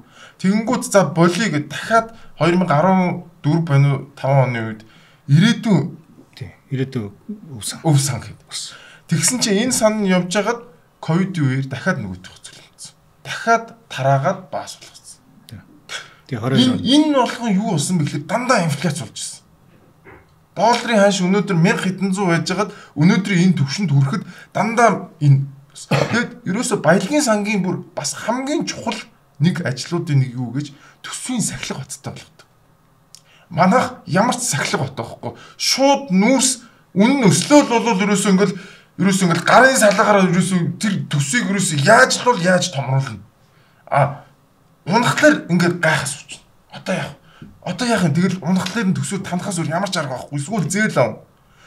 Энэ тухай ерөөсө баялагын сан чи биш байхгүй юу да. Баялагын сангийн хуулийн зорилго нь өөрөө газрын хэвлэлд байгаа байгалийн баялагын одоо хүртээмжийг иргэдэд тэгш хүртээнэл гэдэг нэг юм лозунгийн шин чанартай зүйл байна уу гэж ажиглагдаад байгаа. Тэгээд эргээгээд одоо өнгөрсөн жилүүдэд бас л нөгөө баялагын сангийн хууль дээр ингээд шинжилгээ хийгээд үзэхээр ямар ч эргэх юм хариуцлага тооцох хэрэгжилтийг нь хянах хэмжүүрүүд байхгүй байдаг. Тэгээд ирэхээр яаж ч хэрэгжилж болно гэдэг нөгөө хизээч хоосолж болох юм шүү дээ тий. Хоёрдугаарт нь болонгууд нөгөө тэнд ойлгогдож байгаа баялагын сан бидний ойлгоод байгаа баялагын сан хоёр өөр байна. Яг үнэ. Анх 100% сан. Сингапурын хэрэгжилжсэн баялагын сан бол анх тарааж байгаагүй. Тэр бол дахиад нөгөө засаглалын явцдаа дахиад өөрчлөгдсөн зүйл байгаад байна. Хамгийн одоо нөгөө энийг нөгөө муу талаас хайгуу сайн ашигласан Венесуэл байгаа байхгүй юу? Адилхан баялагын сан байсан уу байсан. Яг нөгөө амлалтаа биелүүлэхийн тулд бүгдийн тараасаар байгаад тэгээ сүүлдээ бүр хоосроод тэгсээгөө яг одоо бид нар тэдний замаар яваад байгаа л харагдаад байгаа байхгүй юу? Бид нар яг нөгөө Норвегийнхаа баялагын сангийн очиж судалсан үр дүнгээ бүрэн дүүрэн хэрэгжүүлэхгүй байгаа байхгүй юу? Нэрийг авсан тэртийг нь хэрэгжүүлэхгүй байгаад байгаа болохоор бид нар нөгөө тийшээгээ яваад. Тийм. Тэгэхээр Норвегийн сангийн тэр юунаас нэг одоо авчмаар нэг ганцхан юм байгаа тийм бас тийм түрүүнхэн амар бас нэг жилийн сайн тайлбарлаа. Яг олон юм байгаа. Нэг үлдсэн нэг ганц юм байна. Тэр чиний яриаг үлдсэн нэг. Тэр нь юу гэхээр тэр нөгөө олон нийтийн ингэ тэгш хүртээнэ гэдэг нь шүү дээ. Тэр шууд бусаар хүртээнэ гэж үүдэг. Тий. Өөрөлдвөл хүн болгон хүртэх ёстой. Тэгэхээр тэр нь шууд бусаар. Өөрөлд шууд ерөөсөн мөнгө өгөхгүй шүү дээ. Тэгэхээр яаж юм тэгэхээр тань дандаа амьдралын чанарыг сайжруулахаар эрүүл мэндийн үйлчлэгээр маш сайн байх хэрэгтэй. Тэгээ боловсролын салбарын чанараа сайн байх хэрэгтэй. Төлбөрийг нөгөөдөхтэй биш. Тэ нөгөө чанарыг сайжруулах гэдэг одоо энэ асуудлууд руу илүү яваад тэрнээсээ илүү их нөгөө хүн болгоно тэр нь хязгаартай. Хязгаартай. 3 маржны 3% хэтрүүлж болохгүй. Баялагын сангийн өгөөжийн 3% шүү. Баялагын сангийнхаа 3% ерөөсөө биш. Эн чинь 1.1 бараг 5 их 80 долларын ийм сан байгаа байхгүй. Тэгээд нийт сангийн 70% байна уу да. Одоо дандаа том одоо компаниудын хувьцаа. Тэгээд дандаа Норвегиос гадна байршдаг. 2 газар байршиж байгаа тийм. Сингапур, Лондон хоёр төлөв. Тэгээ байршуулгатай ч гэсэн бас их зөв байршуулдаг. Тэр чинь нөгөө дотроо бас бүтцтэй байлээ шүү дээ. Хөрөнгө оруулалтын саншгээ яг үл хөдлөхөд хэдэн хувь нь орно. Хувьцаанд хэдэн хувь нь орно. Бондод хэдэн хувь нь орно гэдэг. Засгийн газрын бондуудыг бол тэр сан чинь айгүй эрчимтэй сүүлийн үед аваад эхэлчихэж байгаа байхгүй юу? Өнгөрсөн нөгөө одоо энэ Трампын юунаас чинь хойш ерөөсөө бүх нөгөө Америкийн засгийн газрын бондыг нөхдүүд аваад эхэлчихсэн. Хувьцааныхаа багцыг багасгалаа гэдэг ингээд гараад байгаа. Бүгд тэр олон улсын жишээ яриад байна шүү дээ, тий. Одоо манай Баялагын сангийн тухай хуулийг уншихаар одоо бүгдний сая ярьсан жишээнүүд 3 төрөлжсөн сан байдлаар орчихсон байгаа, тий. Ирээдүйн сан гэдэг одоо тэрийг сангийн ам хариуцаад уул нь бол яг хуулийн дээр бичсэн бичлэлээрээ арвижуулж явах хэвээр. Яаж арвижуулах вэ? Үнэт цаас, айл бонд яах вэ их үү гэсэн зүгээр байгаа. Журам нь батлагдах хэвээр. Монгол банктай ингээд ярилцаа тэр журам эдэр дээр л ажиллаж байгаа. Одоогоор манай Монгол улс яг мэрэгжлийн мөнгийг өсгөдөг чаддаг тийм хүмүүст нь даатах хэвээр нэг тийм л зүйл бол миний хувьд бодогдож байгаа. За хуримтлалын сан гэд байна. Хуримтлалын сан нь болохоор манай үндэсний баялагын сангийн хуулийн 2 дахь төрөлцсөн сан. Тэр сангаар нь дамжаад орон сууц, эрүүл мэнд, боловсролт зарцуулна гэд яаж зарцуулах журам нь бас эцлэж гараагүй байна. 3 дахь нь болохоор хөгжлийн сан. Мега төслүүдтэй орно гэд. Одоо тэнцэн мөнгө орж зарцуулалтнаас гараагүй байна. Тэгэхээр одоо таны хэлсэн зүйлтэй санал нэгдэх юм нь хэмжих буцаагаад өсөлт нь байхгүй алдагдвал яах. Зарим баялагын сангууч алддаг шүү дээ. Чи лидрийн баялагын сан алдчихсан түүхүүд байдаг. Хөрөнгө оруулсан юмнууд нь амжилтгүй болоод. Тэгэхээр тэр сургамжийг яаж давтахгүй байх вэ гэдэг хуулиа сайжруулахаа ярих хэрэгтэй юм шиг. Норвегийн баялагын сан ч гэсэн алдагдaltaй ажилтдаг юм билээ. Тодорхой жилүүдэд одоо мэдээж эдийн засаг ундаг ч юм уу те. Тэгээд мэдээж хичнээн сайн эрсдэлгүй хөрөнгө оруулалт хийсэн ч гэсэн 100 хэдэн сая долларын ч юм уу те алдагдaltaй ажиллаж исэн үеуд ингээ нэг 5 6 жилдээ 1 2 3 удаа байдаг юм бэл. Тэгэхдээ яг хуу ерөнхий зургаараа дандаа прогресстэй байдаг. Түүнээс алдагдал бол байн байж идэг. Миний зүгээс болохоор яам эдгээр сангуудаа хариуцвал дийлэхгүй санагдаад байгаа. Яаж гэр бүл хөдөлмөр нийгмийн яам аваачаал хуримтлалын сангаа яаж зарцуулах вэ гэд тэнд байгаа ажилчид ч гэсэндээ мэрэгчлэнүүд ч гэсэндээ хийж болохгүй юм санагдаж байна. Тэгэхээр тэрэн дээр мэрэгжлийн яг баялагын сангаа өсөгдөг туршлагатай Норвегийн сан дээр ажиллаж исэн мэдхгүй те Чинэлд ажиллаж исэн. Тэгээ манай монголчуудаас санхүүгийн өндөр мэдлэгтэй залуучууд бол байгаа л гэж бодож байна. Тэгэхээр тэднэртээ ихтгэл хүлээлгээд аривжуулаатхаа KPI чинь тооцъё. Тэдэн жилийн дараа ингээ ч юм. Яадаг юм. Тэгээд тэр шууд төс рүүгээ оруулах нэтэрэ гэдэг юм дээр бол нэлээд бүгдээр бас шүүмжлэлтэй хандах хэрэгтэй хаа. Манай салбараас орж ирж байгаа. Бид нар чинь их л ярьдлаа шүү дээ. Нөгөө мөчлөг дагсан бодлого гээл одоо баг сүултээ энэ норог хүнж тоохооч байлж. Тэгэл ерөөсөө нүүрсний үн өсөнгүүд томорчдөг. Багсангууд л ингээл дагаал буучдаг. Тэгээд тэрүүгээрээ яг эдийн засаг нь ингээд савлаад байдаг. Савлгаанаас хамгаалсан түрүүний биэрээс нүг төсвийн доктортой байдлын тухай хууль гэж байж байдаг шүү дээ. Анх тэрийг бол нэлээд чамбаа айтах юм хийж ирсэн чинь хамгийн докторгүй шүү дээ. Тэгсэн чинь харин бүр ингээд жил болгоо өөрчлөлт байгаа шүү. Тэрийг өрсөд доктортой байдлын тулд бүр ингээд хуулийн ардталт нь энийг бүр улсын хурлаар өөрчлөхийн тулд бүр ингээд нөгөө дийлэнх холбооны саналаар өөрчлөнө гэдэг хүртэл юм байсан нэгэл бат гэл нөгөө дахиад хууль гаргаад тэрийг аваад ичих тусаа ичдэг ч юм уу тийм ингээд ерөөсөө юм бид нар өөрсдөө ийм докторгүй байдалтай ингээд ийм их хурал дээр байгаа тийм энэ улсууд маань өөрөө яг энэ доктортой байдлыг бий болгох ёстой тэр ингээд энэ төгжээ юмнууд дээр аягүй сайн ажиллах хэрэгтэй юм шиг надад санагдаад байна.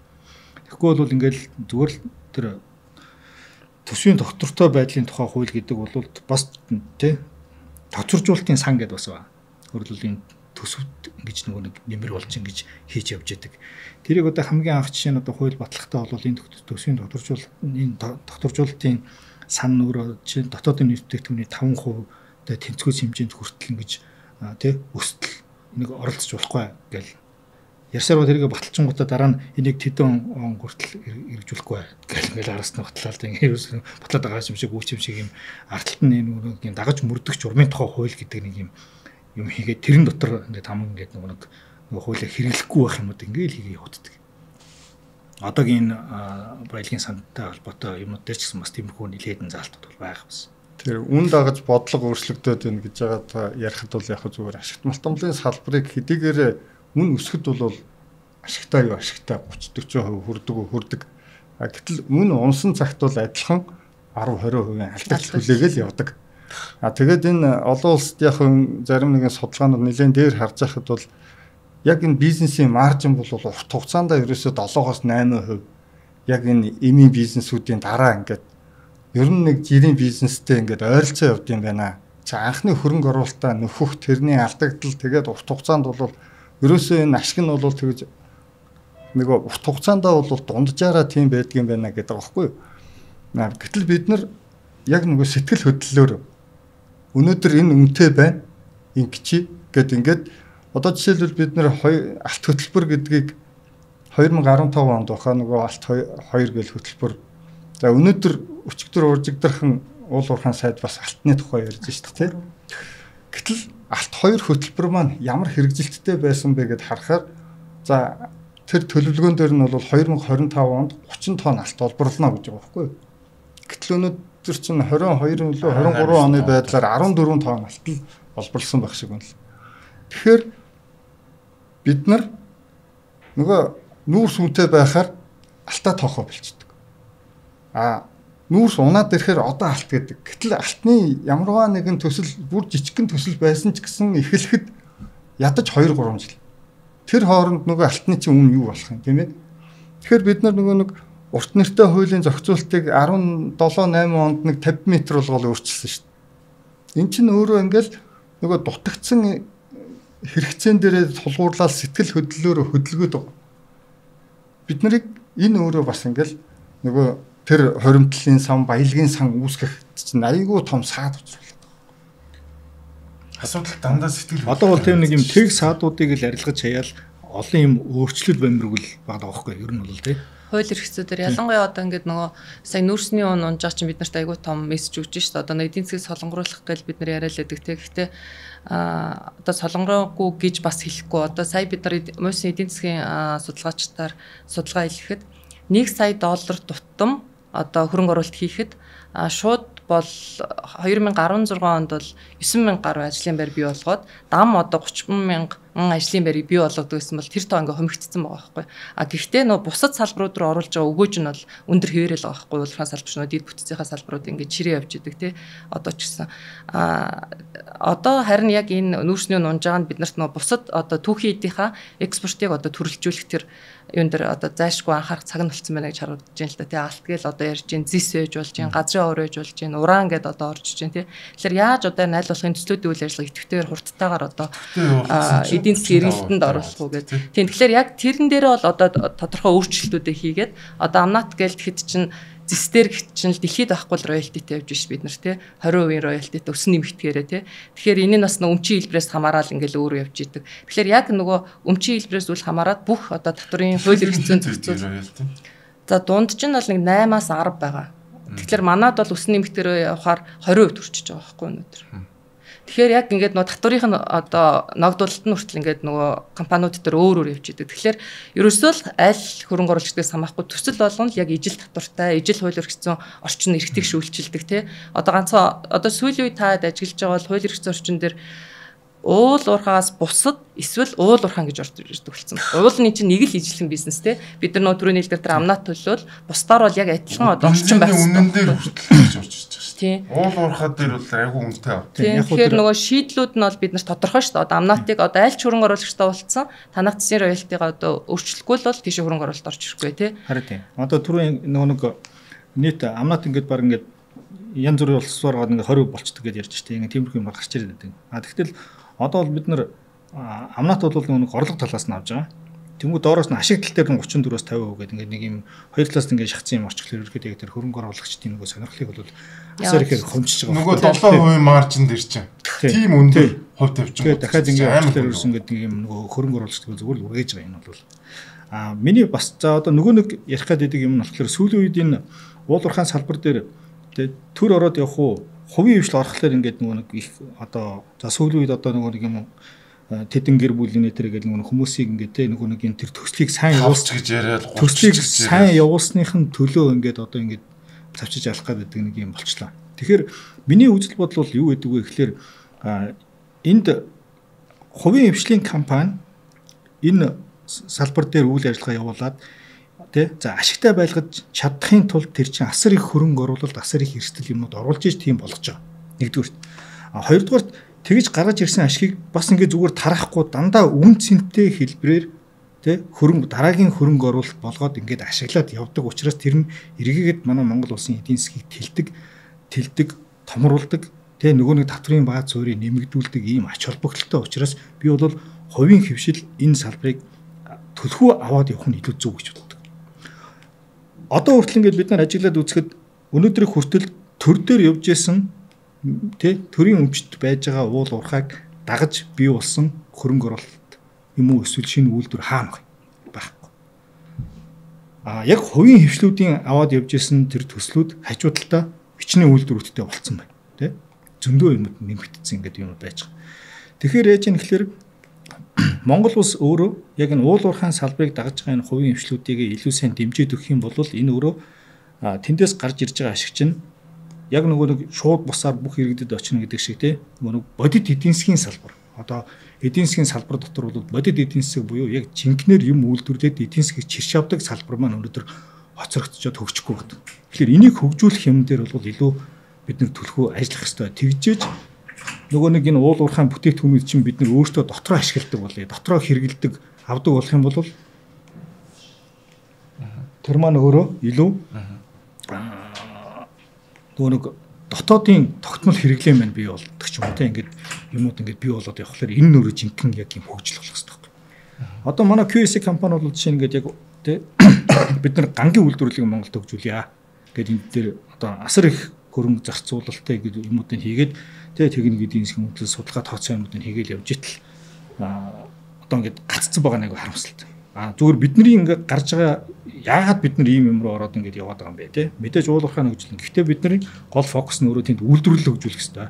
Үйлдвэрлэлийн салбар дээр хувийн хвшлийн дээр ажиллая гэдэг энэ санаачлаг гаргаад явж байгаа гол зорилго нь ерөөсөө энийг яг бодит эдийн засгийн салбар руу уул уурхайн гарч ирж байгаа энэ те үр ашгийг бодит эдийн засгийн салбар болгож оруулж ирж хөгжүүлье гэдэг л юм зорилго. Тэгэхээр энийг бол нийтлэг бүх одоо салбар дээр энэ ингээд хийгээд явах юм бол жинхэнэ энэ бол Монгол улсын нөгөө бодит эдийн засгийн салбарын төлөлд тэнд ажлын байрны доктортой байн 3 дахь хугацаанд явдаг ийм. За тэгээ эргээгээд дотооддоо уул уурхайн бүтээгдэхүүнүүдийн хэрэглээ нөр өгсөн ч гэх юм те. Одоо жишээ гэхэд бидний хийжсэн тэзүүн дээр ихэд те 350 мянган тонн ган бүтээгдэхүүн үйлдвэрлэхийн тулд 2 сая орчим тонн түүхийдийг одоо дахин руу гэж зөөж тавиулж явчих тий нүүрс тий одоо тэр жанш нөгөө юу тий нөгөө шохоочлоо болов гэдэг зөндөө бол юмуд нь төмрийн өдөртэйг амт ингээд явах талаар асар тийм дотоодын хэрэглээ бий болдог. Энэ өөрөө жинхэнэ айгу тогтвортой гадаад зах зээлээс хамаарахгүйгээр бий болж байгаа бидний эдийн засаг чинь энэ байх хэрэгтэй байхгүй. Тэгэхээр бид нар энэ рүүгээ илүү сайн төвлөрч ажиллах хэрэгтэй л гэж би бодлоо. Ашиг малтмын тухай л нэг юм хэлж байсан санагдах юм. Одоо нөгөө ашиг малтмын тухай бол шинжилж найруулагдаад стацийнхантай манай салбарын бүгдээрээ сууж байгаа төсөл нь бэлэн болсон байлаа. За. За ингээ өргөн барья гэж тэгсэн газрын тухай бол өмнө нь өргөн баригдсан. Газрын тухай хуулийн дээр чи жинхэнэ популяр явсан шүү дээ. Тэгэл бичигдээгүй юм битсэн болж гарч ирээл те. Тэгэл бүгд ингээл мэдээж нөгөө хүний дурггүй юм ингэж өдөөж орж ирээл бас их урлагтай орж байгаа. Тэгээ одоо нэг юм гарын үсэг цуглуулцгаагаа. Ашигт малтмлын тухай хууль яагаад өргөн баригдаагүй шалтгаан нь ерөөсөө л нэг тийм эсрэгээрээ буруу юм нь явсараа байгаад бүр дарагдчихгүй гэд ингээд тэгээ ингээ явж итэл ингээ сонгуул болчихсон. Тэгэхээр одоо яг энэ хувь мэрэгчлэлтэн хүний хувьд ингээ салбарынхаа хууль эрх зүйн орчны гадаадын хөрөнгө оруулалт татах байдлаар зэсийн амнаатыг буулгасан байдлаар хайгуулыг дэмждэг байдлаар хийх энэ төслөө нэг олигтойхоо явуулчихад бараг л одоо сэтгэл зүйн бэлэн байдал ингээ орох гэдэг байхгүй. За хин нэг нь хаа нэгтэйгээс янз бүрийн бичэндээ одоо тэрэн дээр л хамтарч ажиллахад л одоо та тэ бүгдээрээ ажиллах хэрэгтэй удахгүй ингээд хаврын чуулганаар төсөл маань орно. Нөгөө амнаат маань багасж орно. Нөгөө гадны хөрөнгө оруулалт хувийн хвшлээ ээлтэй байлгах гэж хичээж орж ирнэ. Тэр нөгөө төр ер нь бол татвар төлөгчдийн мөнгөөр хайгуулын ажлыг хийхгүй. Наадах чи амар том эрсдлэхгүй татвар төлөгчдийн мөнгийг маш том эрсдэл рүү казинод тавьж гэнэ гэсэн үг шүү дээ. Гэтэ яг одоо бид нар ингээд сайн нөгөө ярианы ихэнд дээгөх гарсан шүү дээ. Орон нутгийн харилцаа асуудалтай байна гэл тэ иргэд дургуутж чинь гэл бид нар ч одоо ингээд орон нутгаар байнга ажиллаж чинь тэ орон нутгийн иргэдтэй уулз явж чинь яг одоо бодит иргэд нөлөөлөл байгаа иргэд бол эсэргүүцээ тэгээ тэмцээд ингээд одоо зогсгоод байгаа байхгүй. Эргээд тэр нөгөөдөлд байгаа иргэд гэдэг чинь тэндээс эдийн засгийн дандаа үр өгөөж өгöd дамаар хүртэж байгаа хүмүүс байхгүй. Нэг бол ажиллаж гин, тэ нэг бол бизнесээ эрхэлж гин, ажил амжиргаа нь одоо таны хэлдгээр ингээд нөгөө дагаад өсөөд хөгжөөд явж байгаа байхгүй. Тэнд одоо тээврийн компанид ажилладаг ч юм уу, тэ одоо яг энэ эдийн засгийн үр өгөөж нь хүртэж байгаа одоо юм юу болчихж штэ. Уулахраа төсөл чи өөрөө дандаа хот суурин үүсгдэг, тэ эсвэл одоо жижиг бодлол нэг юм суурин үүсгээл явж идэг. Тийм төгсрлийг бий болгоод байгаа байхгүй. Тийм тэгэхээр яг нөгөө нутгийн иргэд гэдэг маань одоо эсэргүүцээд байна гэдэг энэ үг зөв сошиал дээрээс бид нар ингэж хараад болсон яг бодит байдал дээр бас их өөр байгаа байхгүй. Тэгэхээр энэ дээр бол бид нар одоо уйгахгүй явж явах хэвээр салбарын талаар мэдээллийг зөв өгч байгаа. Сүүлийн 5 минут хэдүүлээ нэг одоо гаргалгаа тэр гэхээсээ илүү хүмүүсийн бодож явдаг тэр буруу ойлголтуудыг өөрчлөлүүд тэгээд ер нь яах ёстой вэ гэдэг талаар өөрөөсөө бодлыг хэлээд тэгээд ерөнхийдөө өнөөдрийн маань нэвтрүүлэг дуусчих. Тэгээд ямар ч байсан айгүй гоё мэдээ дууллаа. Ашигт малтны хувьд өөрчлөгдөж байгаа юм байна. Маш олон попууд гарч ирнэ.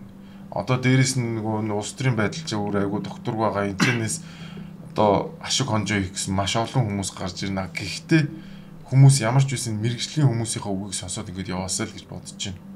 За тэгээд эхнээсээ ингэж яваад ингээд. Тиймд одоо шийдлэх юм бол хуулийн дээр одоо тодорхой шаардлагатай өөрчлөлтүүдийг хийх хэрэгтэй. Одоо хөрөнгө оруулалтыг нэмэгдүүлэх, хайгуулгыг нэмэгдүүлэх гэж бол бид нар бас энэ гадагшаа өгч байгаа мессежүүд дээр аягүй сайн ажиллах хэрэгтэй. За ялангуяа одоо баялагын сан дээр бас бид нар сайн ярьлаа шүү дээ. Нөгөө өмчийн хэлбэр гэдэг одоо ялгуурлахгүйгээр одоо үйл ялгуурлаар яг бодиттой одоо татвар эсвэл ногдолчих болж байгаа байхгүй. Амнат дээр нэмэх нь одоо амнат чинь суур амнат 0-5% гэж байгаа бол одоо баялагын одоо татварч гэдэг юм уу те тэр нь ингээд 3-5% ч гэдэг юм ингээд яг тодорхой тоотой. Тэгээ ер нь хууль эрх зүйн орчмыг тодорхойлох хэрэгтэй. Өөрчлөгддөггүй, тогтвортой байж ич одоо энэ урт хугацааны ийм эрсдэлтэй бизнес бол гадны хөрөнгө оруулагчид орж ирнэ. За мэдээж энэ орон зай хумигдаалах юм бол одоо геополитикийн одоо давуу талаар бол манай хоёр хүчин л одоо хөрөнгө оруулалт авамгаалсан ийм л төслүүдийн цаашдаа энэ улсад бол хөгжих өсөөр одоо боломж авахгүй. 3 дахь орны одоо орон зай илүү хомигдно гэдгийг бол бид нар аягүй сайн бодож явах хэрэгтэй. Нөгөө талдаа бол бид нар яг нөгөө олон улсын зах зээл гэж яриад байгаа шүү дээ. Тэгэхээр олон улсын дүрмэд бид нар чинь тогтооцсон байхгүй. Тэ хөрөнгө оруулалтаа юуг анхаарах юм? Сүүлдээ одоо нөгөө худалдаа авахдаа уулуурхаан бүтээгдэхүүнийг одоо худалдаа авахдаа шаардлага тавьчихж байгаа байхгүй. Анхны хөрөнгө оруулагчтай. Тэгэхээр ерөөсөө дэлхийд даяар л энэ олборлох салбарын үйл ажиллагаа хариуцлагатай байх ёстой гэдэг энэ одоо үндсэн шалгуур үзүүлэлтүүдийг гаргацсан. Тэгэхээр манайх чинь бас олон улсын нөгөө ESG-г л одоо яриад байгаа сүүлийн үед те энэ стандартыг одоо аль бие усаар нь бас авчихсан одоо улсын нэг. Тэгэхээр бас энийг одоо хэрэгжүүлэх энэ одоо олон улсын сайн дурын кодексээр бас энэ оролцогч талуудын харилцааг болон одоо энэ нөгөө сайжруулах те орон нутгийн иргэд дээр ямар шийдэл авах вэ гэдэг шүү дээ. Тэгэхээр бүхэл одоо энэ оролцогч талууд төр, хувийн хвшил, за иргэд улс төрийн намууд гэдэг эдгээр чинь бүгднгийнх нь ашиг сонирхол одоо харилцааны хэм хэмжээ энэ стандартад суудсан байгаа байхгүй. Эргээгээд бид нар бүтээгдэхүүнээ олборлоод өөрсдөө ашиглахгүй байхгүй. Заавал борлуулна. Тэгэхээр дахиад нөгөө тэдний шаардлагыг ойлгож яг зөв нэг зүйл ажиглагдчих байгаа бид нар одоо оюутлогын гэрээг маш олон жил мэрж идэж байгаа шүү дээ. Ашигтай байсан, ашиггүй, зөв буруу гэл. Гэхдээ энэ 16 жилийн хугацаанд бид нар нэг одоо сайн олон улсын одоо баг одоо яг энэ бизнесийг судалдаг баг одоо хөгжүүлээд тэр нь одоо яг энэ гэрээ яаж хийдэг. Одоо бид нар сая орооноор дээр дахиад маргаан байхгүй гэрээний форматаа суучих хэрэгтэй байсан байхгүй. Гэтэл дахиад тэр нас зүг буруугаар яригддаг тий. За бизнес нь яаж явж байгаа. Хамаагүй дээр гэрээ болсон тий. Нэг 34-ийн аваад манайх тийм. Гэтэ яг зөвөр ер нь бол бид нар одоо тэрийг сайжруулад яг энэ дээр мэрэгжлийн баг, олон улсын баг ажиллаж байгаа хэрэгтэй тий. Тэн дээрээ одоо яа харахгүй гэрээгээ яаж байгуулах юм, бизнесээ яаж ойлгох юм, эдийн засаг нь одоо энэ хөрөнгө оруулалт яаж өөрчлөгдөж байгаа юм. Бид нар одоо тий үн буурахад яах ёстой ч гэдэг юм уу. Энэ дээр аягүй сайн бэлтгэлтэй мэрэгжлийн багийг одоо бэлтгэх хэрэгтэй байхгүй. Эний чи өөрсдөө бид нар тий гаднаас авч болно ихний ээлжинд аутсорсон. Гэхдээ ер нь бол бид нар өөрсдийн тийм багтаа болох хэрэгтэй. Одоо цаашдаа бид нар гадны хөрөнгө оруулалт гэж яриа л гэж байгаа бол дандаа ингээл алдаал. За одоо бид нар яг уртгаасаа сайжирчлаа даа гэд яваад авах биш. Яг л нөгөө мэрэгжлийн тоглогчтой бид нар харьцаж байгаа учраас тэдрийг бас ойлгодог яг ижил харилцаан дээр л орох хэрэгтэй болов гэдгээр нь л харж байна да. За ер нь яг зүгээр геолог хайгуулын салбар бол угаасаа одоо ирээдүйн бид нар энэ уул уурхайн салбарт хэр тоглогч байх вэ гэдгийг бол тодорхойлно. Хэрвээ энэ салбар яг өнөөгийн байгаа шиг нийт нутаг дэвсгэрийнхээ 3% хайгуул хийж байгаа нэртэй ингээ байгаад байвал бид нар 40 жилийн дараа олборлох, боловсруулах, зарах юу ч байхгүй бол. Тэгэхээр одоо бидний нэг харж байгаа зүйл бол энэ байгаль орчин хамгаалах гэдэг энэ үжил баримтлалыг байгаль орчныг бол ер нь хашиж хамгаална гэж байдаггүй юм байна. Байгаль орчныг бол заавалчгүй ашиглаж, хэрэглээнд оруулж иж тэрийг буцааж нөхөн сэргээж ингэж хамгаалдаг. Одоо та хэд маань энэ хойно байгаа тужийн нарсыг харж байгаа те хичнээн сайн ашиглаж буцаагаад нөхөн сэргээж болж гинүү. Тэгэхээр өнөөдөр бол бид нар ирээдүйдээ үнэхээр хооч үедээ баялаг юм үлдээе гэж бодож байгаа бол өнөөдөр хайгуулаа хийх хэрэгтэй. А хоёрдугаарт нь бол бид нар нөгөө орон нутгийн иргэдийг өрсөлдөгч, эсэргүүцэгч тал гэж одоо бид нар нөгөө мэрэгжлийнхэндээ хандаж хэлдэг. Тэгж хармааргүй байгаа. Энэ бол төслийн бидний оролцогч, хамтрагч тал. Тийм учраас тэр тухайн төсөлд ажиллаж байгаа геологч, тэр байгаль орчны мэрэгжилтэн, тэр инженер, техникийн ажилчид бол бүгдөө орон нутгийн тэр харилцаанд орж сурах хэрэгтэй байна. Бид нар айгүй тийм яг нэг нүгөө хэлэхэд бол бид нар айгүй хөндий бид. Бид инженерүүд гэдэг утгаар. Тэгэхээр энийг бол өөртөө сайжруулах хэрэгтэй байна. Хоёрдугаарт нь нөгөө олон улсад өрсөлдөж байгаа гэдгээр бид нар олон улсын байгаль орчны одоо хариуцлагын янз бүрийн стандартуудыг оруулж ирээд байгаа. Гэтэл бидний нөөцийг одоо шууд хөрөнгө оруулагч нар хичнээн сайн нөөц байгаа тэрийг тооцдог аргачлал стандарт байгаа шүү дээ. Одоогоороо бид нар тийм юмгүй байгаад. Дахиад нэг юм завсрын нөгөө Оросынхыг хуулаад дахиад тэгээд нэг жоохон өөрчлөөд ингэж. Бид нар ямарваа нэг юм бодохгүйгээр шууд л одоо алиг нь үдийн Жоркийг нь ч юм уу эсвэл нөгөөдхийг нь Канадынхыг ч юм уу шууд хуулж ирээд хэрэглэмээр хамгийн ихэнд авч хэрэгжүүлэх арга хэмжээ энэ юм болоо гэж бодож. Тэгжээж цаашаа бид нар олон улсад өрсөлдөх чадвартай бол. За минийхэр бол энэ уул уурхайн салбарыг бол яг түрүүний хэлсэнтэй одоо дотож хэлэхэд энэ бол бус адилхан л нэг бизнесийн орчин тий. А тэрэн дээр явж байгаа онцлогтой холбоотой тэр амнааттай холбоотой гэдэг юм уу одоо тэр нэг нийтэд одоо хүртээгтэй холбоотой асуудал дээр нэг тодорхой шийдлийг гаргаж тавьчаад тэгэхэд энэ салбарыг тогтвортой болох хэрэгтэй. Нэгдүгээр асуудал. А хоёрдугаар асуудал нь бол энэ салбар руу өөрөө нэг ашигтай болохоор бүгдээ тий одоо төр нь өөрөө энэ салбар руу их ороод их хүмүүлээд байна. А тэгээд энийг эргээгээд ингээд сул чөлөөтэй ингээд тэгээд нэг ингээд тараадаг мараадаг янз бүрийн юм хийж яагаад эдийн засгийг хаалж яагаад байна. Тэгэхээр олж байгаа орлого болгон зарцуулалтууд нь дандаа хөдөлмөр бүтээмжтэй холбоотой байх хэрэгтэй. Хөдөлмөр бүтээмжгүйгээр Монгол улсын мөнгө одоо иймнаас олцсон юм чинь чи одоо ингээд хүртэх хэрэгтэй гэдэг ингээд хүмүүсийг юм тийм хүлээлтэнд бити оруулаасай. Тэ? Бэлэнчлэг сэтгэлгээр монголчуудыг бити тийм өвчнөр ингэж явуулаасай гэж бодож байна. Тийм учраас бол энэ дээр аль болохоор дандаа нөгөө нэг юм болгоныг дандаа үн цэнтэй хэлбэрээр нь ашиглаж яадаг хувийн хвшлэг гэдэлгүй оруулаач. За дараагийн асуудал гэх юм бол энэ салбар дээр энэ мэдээж өөрөө хязгаарлагдмал нөөц. Тийм учраас энийг бид нар хязгаарлагдмал байгаа ямиг үн цэнтэй байгаа үе дээр нь авч ашиглаад энийг харин бид нар яг нөгөө бодит эдийн засгийн салбар дээр үйлдвэрлэл бий болгодог тийм бид нар тэр хязгаарлагдмал нөөцөөс хамааралгүйгээр ямар нэгэн бүтээгдэхүүн үйлдвэрлэлд гадагшаага зарж чаддаг тийм эсвэл гаднаас худалдаж авдаг юм одоо өөртөө хийдэг болох тэр салбар руу илүү их одоо хөгжүүлэх юм дээр илүү их одоо хувийн хвшлийг илүү дэмжиж ажилласаа гэдэг ийм одоо хүсэл бол байна. За нөгөө нэг юм нь болохоор энэ бас энэ үндэсний баялагын сан гэдэг тий энийг яг түрүүний тэр би бол одоо тэр Норвегийн баялагын сан бол айгүй тийм маш зөв жишээ гэж боддог. Тийм ч учраас хамгийн том юм шиг байна. Тэгэхээр яг тэр агуулгыг зөв агуулгаар нь хүрчиж Монгол улсад нутгшуулаасаа. Өнөөдөр үндэсний баялагын санд орохгүйгээр бас хажуу талд нь гадна талд нь явж байгаа юмнууд бас байна. Жишээ нь Эрдэнэс тавталгай компани, хувьцаат компани хувьцаа гэдэг нэг хувьцаа чим шиг биш чим шиг юм хийчихэд тэрүүгээрээ дамжуулаад мөнгө тараагаад байна. Энэ үндэсний баялагын санд огт хамаагүй явж байгаа. Тэгвэл эн чинь эргээгээл нөгөө нэг эрс баялагтай холбоотой юм учраас энийг дахиад нөгөөдөгтөө нөлөөлөд байдаг. Тэгэхээр энэ болгоныг бүгдийг нэг орхисон юмнуудаа бүгдийг нийлүүлж байгаад яг ерөнхийдөө яг энэ тий уул уурхаагаас олж байгаа энэ тий одоо түрүү нөгөө байгалийн нөөцийг одоо ашигласны тэр үр өгөөжийг нийтэд тий одоо тэгтээ тэр шууд бусаар гэдэг дээр нь би их олж урахад идэг. Тийм байдлаар ингээд зөв удирдлагыг нь хийдэг болосоо гэсэн ийм л одоо хүсэлтэй байна. Стратеги орд гэд тэр тодорхойлолт нь 2006 оны хуулиар ороод 9 онд 34 хүртэл 50 хүртэл хувь гээл хувьд ороод тэгээд нэгэн тэнгэ эргээд явчихсан энэ асуудлыг одоо ашигт математикийн тухай хууль дээр яаж засах вэ гэж энэ ч одоо хувийн хань бодно шүү дээ тий. Толгой ажиллал. Тэгээд тэгэнгүүт яаж нэг холуурхан явчих. Холуурхан байх. Тэгээд бид нарт тосны гаргалгаа байгаа юм шиг байна. Стратеги орд гээл хизээ миний ордыг авчих бол гэсэн юм айдсыг хувийн бий болохгүй тулд ашигт математикийн нөөцлөсний төлбөр гээл бид нар угаасаа уулуурхайн салбартаа гаргаж тавьдаг шиг баялагын санд ингээ орж идэг тийм одоо хувь татварын хувь ч юм те гэд тэрийг ингээд хуулийн дээрээ зааж өгөөд яг тэр нь бол амнаат нь гээд улсын том төсвөр рүүгээ орохоос гадна хувь нь яг бүх ордуудад ижилхэн стратеги орд мортогч нэглээд ах хэрэггүй. Тэгээд тэр нь яг ингээд баялагын сан руугаа орж идэг. Тэгэх юм бол хизээ нэгэн хин нэгэн ядч гаднаас орж ирж байгаа нөхөр за ингээд дүрм нь ойлгомжтой байна. За яахтай баялагын сан гэдэг Монгол улс сайхан хөгжих гээд байгаа юм байна. Нийгмийн хариуцлага зөв юу ч бодож магадгүй баха. Тэгж бодох гэдэг. Тиймэрхүү байдлаар хуулиа нэг сайжруулад одоо өргөн барьж байгаа төсөл дээрээ амнаатын хэсэг дээр нь яг энэ суусан бүгдээрээ дөрүүлээ.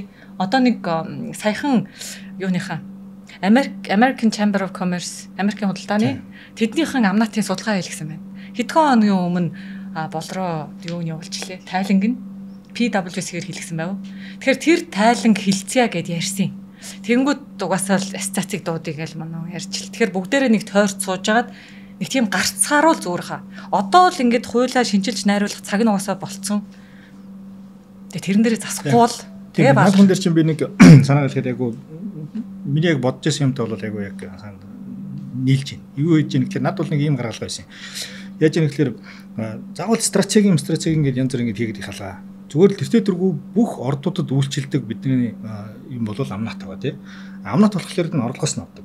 Тэгтэл стратеги ингэж хэлжээл 34-ийн авна эсвэл 50-ийн шавнаг юм ингээд яваад идэг юм маань өөрөө ашигасан л ахгүй даа шүү дээ. Тий. Тэгэхээр угаасаа ашигаас авдаг биднэрт орлогын албан татвар гэдэг юм байдаг. Тий. Одоо 10% та үйлчилж байгаа. За тэгвэл тэрийг үнэхээр бүгдээрэнд нь ажиллах юм байж байгаа бол тэгвэл тэрэн дээр нэг 5%-ийг уул уурхайн салбар дээр л нэмэлтээр л авдаг л болчих л та. Тэгэл заавал очиод 34-ийг чинь авахгүй гэл ингээд оцолдоод байх. Юусоо шаардлага байхгүй жишээ тий. За ямар ч байсан амар том сэдв ярьлаа бид хэдүүлээ. Тэгээд ямар ч байсан энэ том одоо халимны нэг сэлүүрийн ч юм уу тий жижиг хэсгээс нь ярьсан баха. Гэхдээ бас олон хүмүүст ойлголт өгсөн баха гэж бодож байна. За ер нь бол дэлхий тэр чигээр хөрөнгө оруулалтын төлөө халалцж байна. Дээрээс нь дэлхий байнга л асуудалтай байдаг. Ер нь дэлхий хизээч асуудалгүй байгаагүй. Тэр дөрвөл байнга асуудалтай байдаг. Энэ асуудал дундаас бид нар яаж тэр хөрөнгө оруулалтыг өөрсдөндөө ашигтайгаар татаж авах вэ гэдгийн төлөө л улс орнууд уралдаж байгаа. Тэр уралдаанд бид нар ялах уу, ялагдах уу гэдг нь өнөөдөр шийдэгдэнэ. Өнөөдөр бид нар стратегийн орд за тэгэл 34-өөс 50% дээрмж авах гэдэг юм ийм юмнасаа болоод бид нар энэ өрсөлдөөнд бол хожигдоод эхэллээ. Ер нь бол аль хэдийн хожигдоод эхэлсэн байна. Дээрээс нь бид нар ганцхан хөлтэй байгаа. Энэ хөл чинь улам л нарийнхан болоод байна. Яг хүмүүс хэлж магадгүй. Үгүй гадныхан байсан байгаагүй би амьдрна гэд ярьдаг хүмүүс байдیں۔ Гэхдээ чи яг эдийн засаг унаад тэр нэг нарийнхан хөл нь тасраад унах үед чиний үр хүүхдийн чинь амьдрал, чиний эргэн тойрны хүмүүсийн амьдрал яаж ядуурч дээрээс нь эргэн тойронд чи ямар их хүмүүс гэмт хэрэг 9 шидийн юмны золиос болох вэ гэдгийг хинч мэдэхгүй. Ядуур л өөрөө тийм л юмыг авчирдаг. Бид нар энэ ганцхан хөлөө тайраад унагч юм бол бид нар ядуучуудын л орон болно.